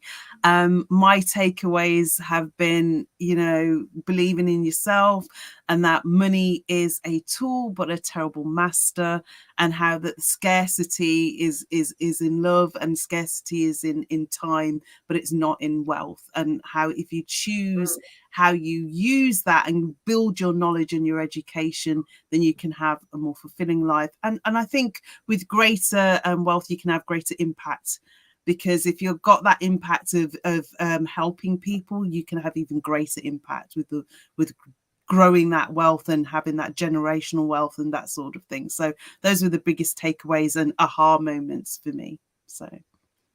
Wow. All right. Venetia, Norma, and then Paul. So I am not going to jump in. I want Venetia, then Dr. Norma, and then after that we have Paul, and then I will resume.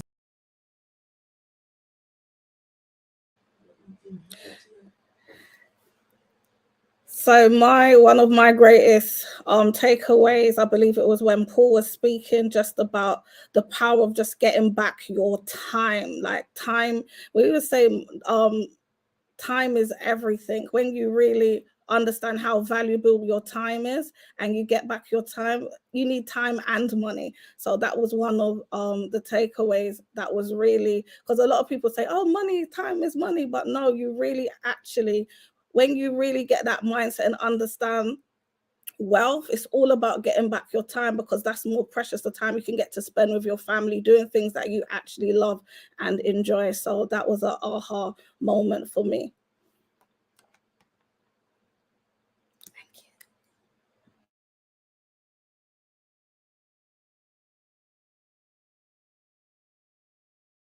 Over to you, Dr. Norma. Thank you.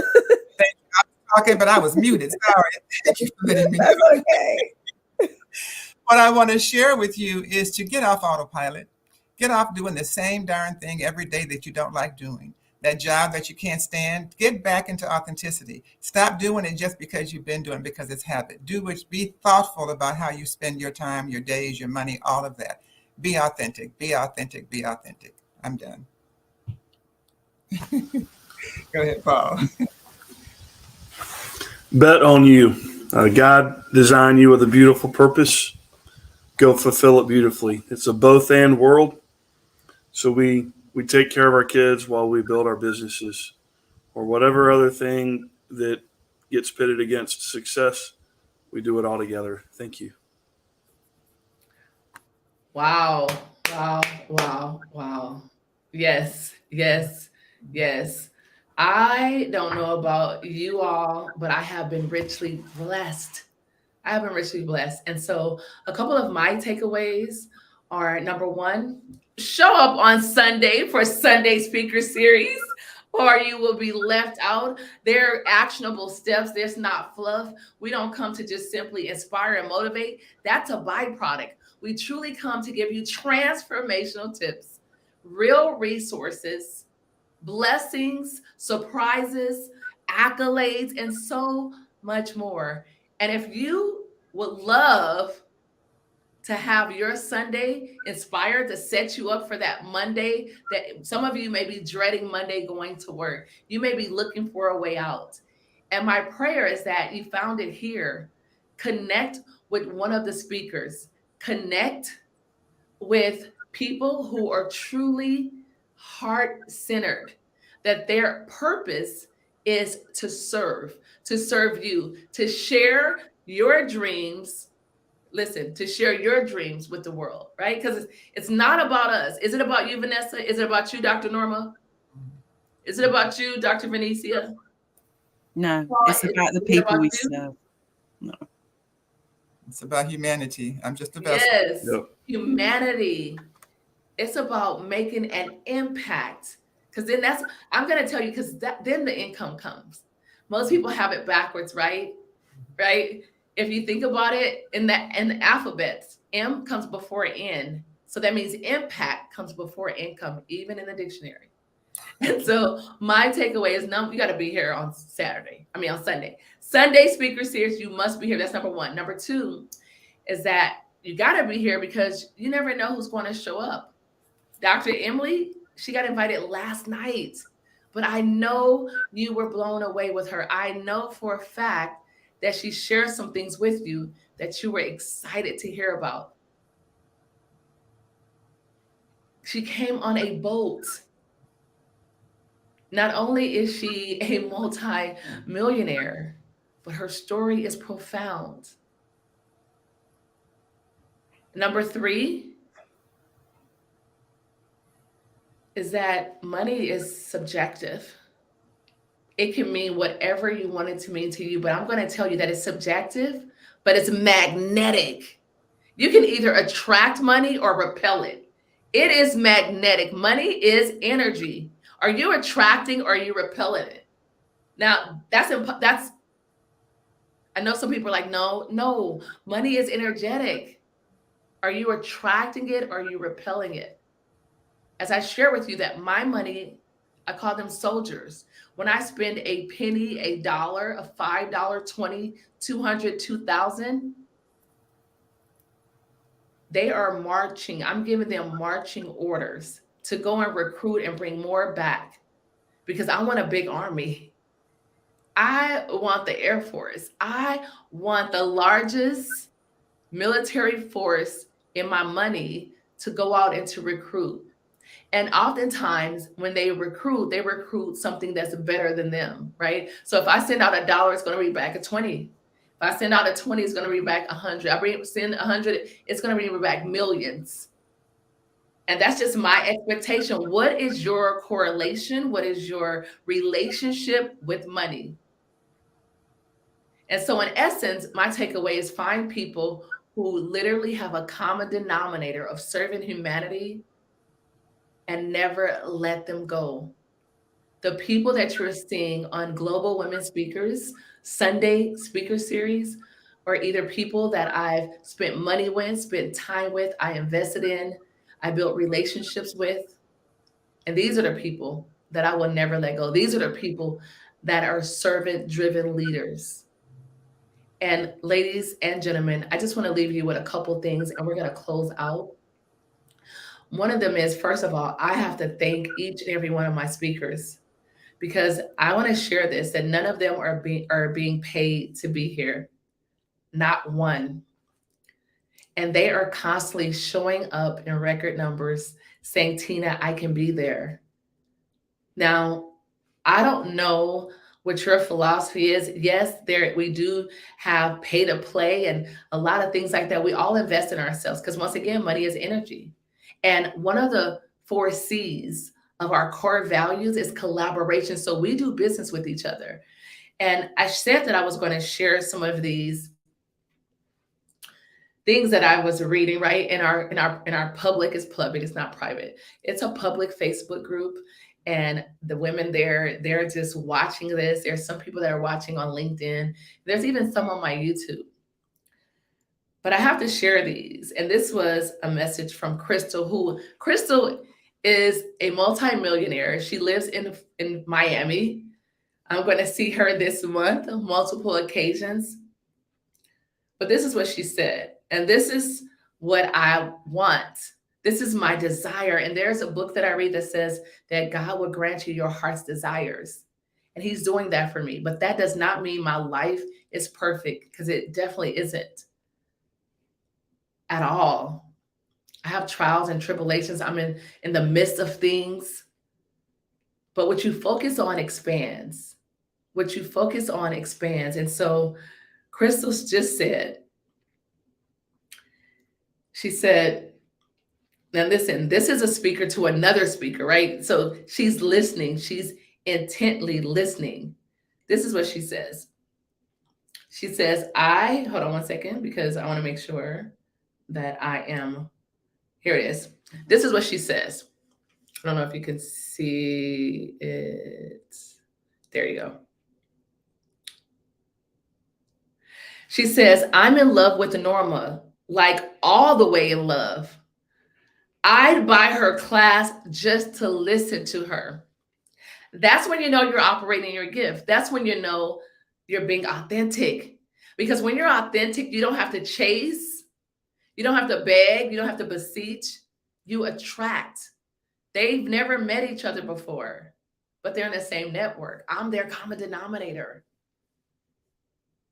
And so that's from speaker to speaker, but let's share some of these comments from people that are inside of the Facebook group, which is, it just warms my heart, totally warms my heart.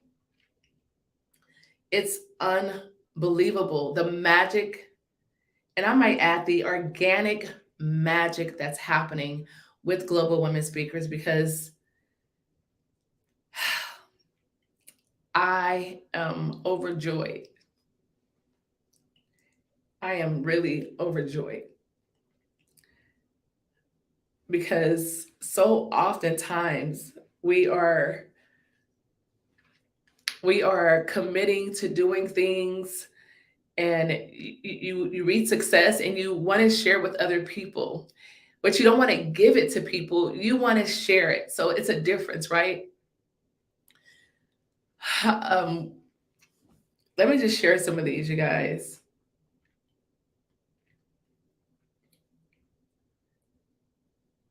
I'm getting sleepy. I'm in the UK, but I cannot go to sleep even though I have to be up in 3 hours. I would never miss a Sunday speaker series. It gives me life and gives me the energy to go through the rest of the week. Powerful. Of course, somebody said, I want money. Someone said, woohoo. Someone said, oh my gosh, they said, you're a blessing. There are so many. Just go and look for yourself. And so what I really want to share is that we're operating in purpose. This train, this bus, this jet is moving organically, with or without your participation, with or without my direction. And I want to personally invite each and every one of you, if you have a story, if you have something that you want to share with the world, you have a story that you believe that the timing is impeccable, or you're sick and tired of hiding behind who everyone else thinks you should be. And you want to tell your story. Matter of fact, I have a member by the name of Vanessa Blackwell. She is publishing an anthology. If you've ever wanted to be an author, a best-selling author at that, then reach out to me at speak@globalwomenspeakers.com, and in the subject, put author. I am going to make sure that you become a #1 best-selling author. I'm committed to it. I'm a 10 times international best-selling author. And it is my privilege, my honor, to make sure that I make that happen for you too. And there are so many resources for Global Women Speakers, and we want to share them with you. And I can go on and on and on. But what I want to do is I want you to reach out to a speaker.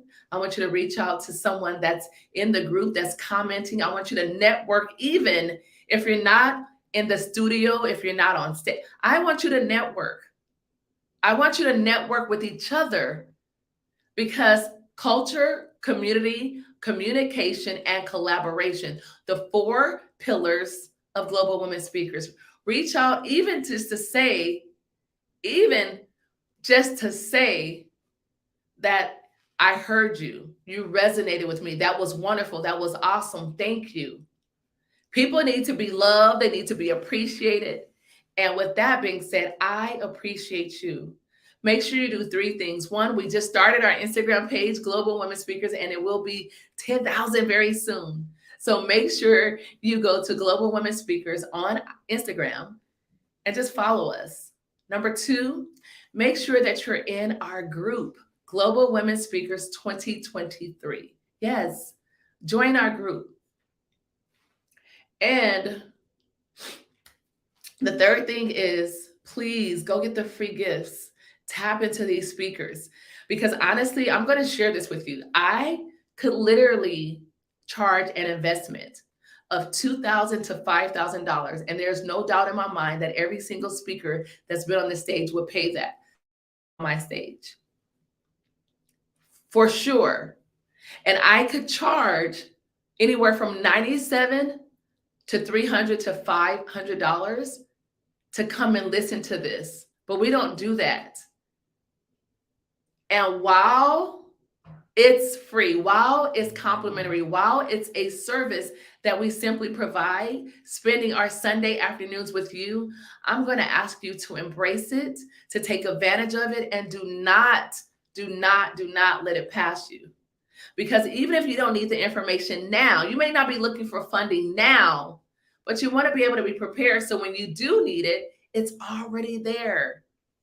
It's already there.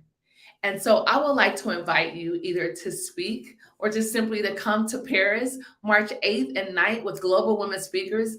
We have tons of activities, festivities, and so many other things that's happening in Paris. We're going to Madrid in April. Tap in. Let's go to Madrid. Por favor, ven a Madrid. Es muy importante. I'm speaking Spanish because I love languages. And we're going to Spain. I'm excited. After that, we're going to India and so many other places here in the States, Atlanta, DC. We're going to Texas. We're going to London. We're going to California and so many other places. So I personally invite you to do exactly that. And just remember this, you cannot reach second base with your foot still on first. You cannot reach second base with your foot still on first. So whatever that thing is that you desire to do, whatever that goal is that you want to achieve, do you want to go on a cruise? Come with us to the marketing cruise. I'll send you the link. We're going to have a blast. You've never been out of the country? Come to Madrid. Come to Greece. You want to speak on a stage? Come on, join Global Women Speakers. For women, by women. It's for women, by women. We will help you share your message literally around the globe. I am full. My heart is overwhelmed with the gratitude, with the support. I'm grateful. And now for anyone that wants to build business credit or get funding or anything of that nature, we have someone that said, you know what, I will give, $1 million in services for free. I don't know about you, but if you're happy to be here, hashtag happy in the chat, hashtag happy in our Facebook group, hashtag happy. Matter of fact, go to your public Facebook profiles right now and say, I just attended the Sunday Speaker Series by Global Women Speakers, and it was amazing. And put some good comments there. Appreciate it. It doesn't cost to be here. It costs you absolutely nothing to share our Sunday Speaker Series. But I want to give a huge shout out to all of our members, from Norma Hollis, Lori Curtis, to Paulette Simmons, to Felicia Ponsel, to Vanessa, to Venetia. And I should have never started trying to name them because I'm going to leave someone out, but do not charge it to Lori O'Neill, who's a beast at media. Oh my goodness. To Mari Hayes, listen, you want additional stream of income? She is the queen, she's the queen of group homes. Literally, she is. Her story is they started off with one group home, $35,000 for 1 month for one group home. What do you do when you have that kind of success and those kind of numbers? You duplicate it. They did it 10 times. And started creating $350,000 a month from their group homes. And so if you're looking for a stream of income, you want to start a group home or any home, reach out to Myrie. And so if I didn't mention you today, I will mention you every day during the week and on our next Sunday. Yes, next Sunday, every Sunday. Did I say every Sunday? Every Sunday, we have Sunday Speaker Series sponsored by Global Women Speakers starting at 3 p.m. Be here, be square, or be nowhere. I thank you for being here. My name is Dr. Tina D. Lewis, and I am out. Thank you, thank you, thank you.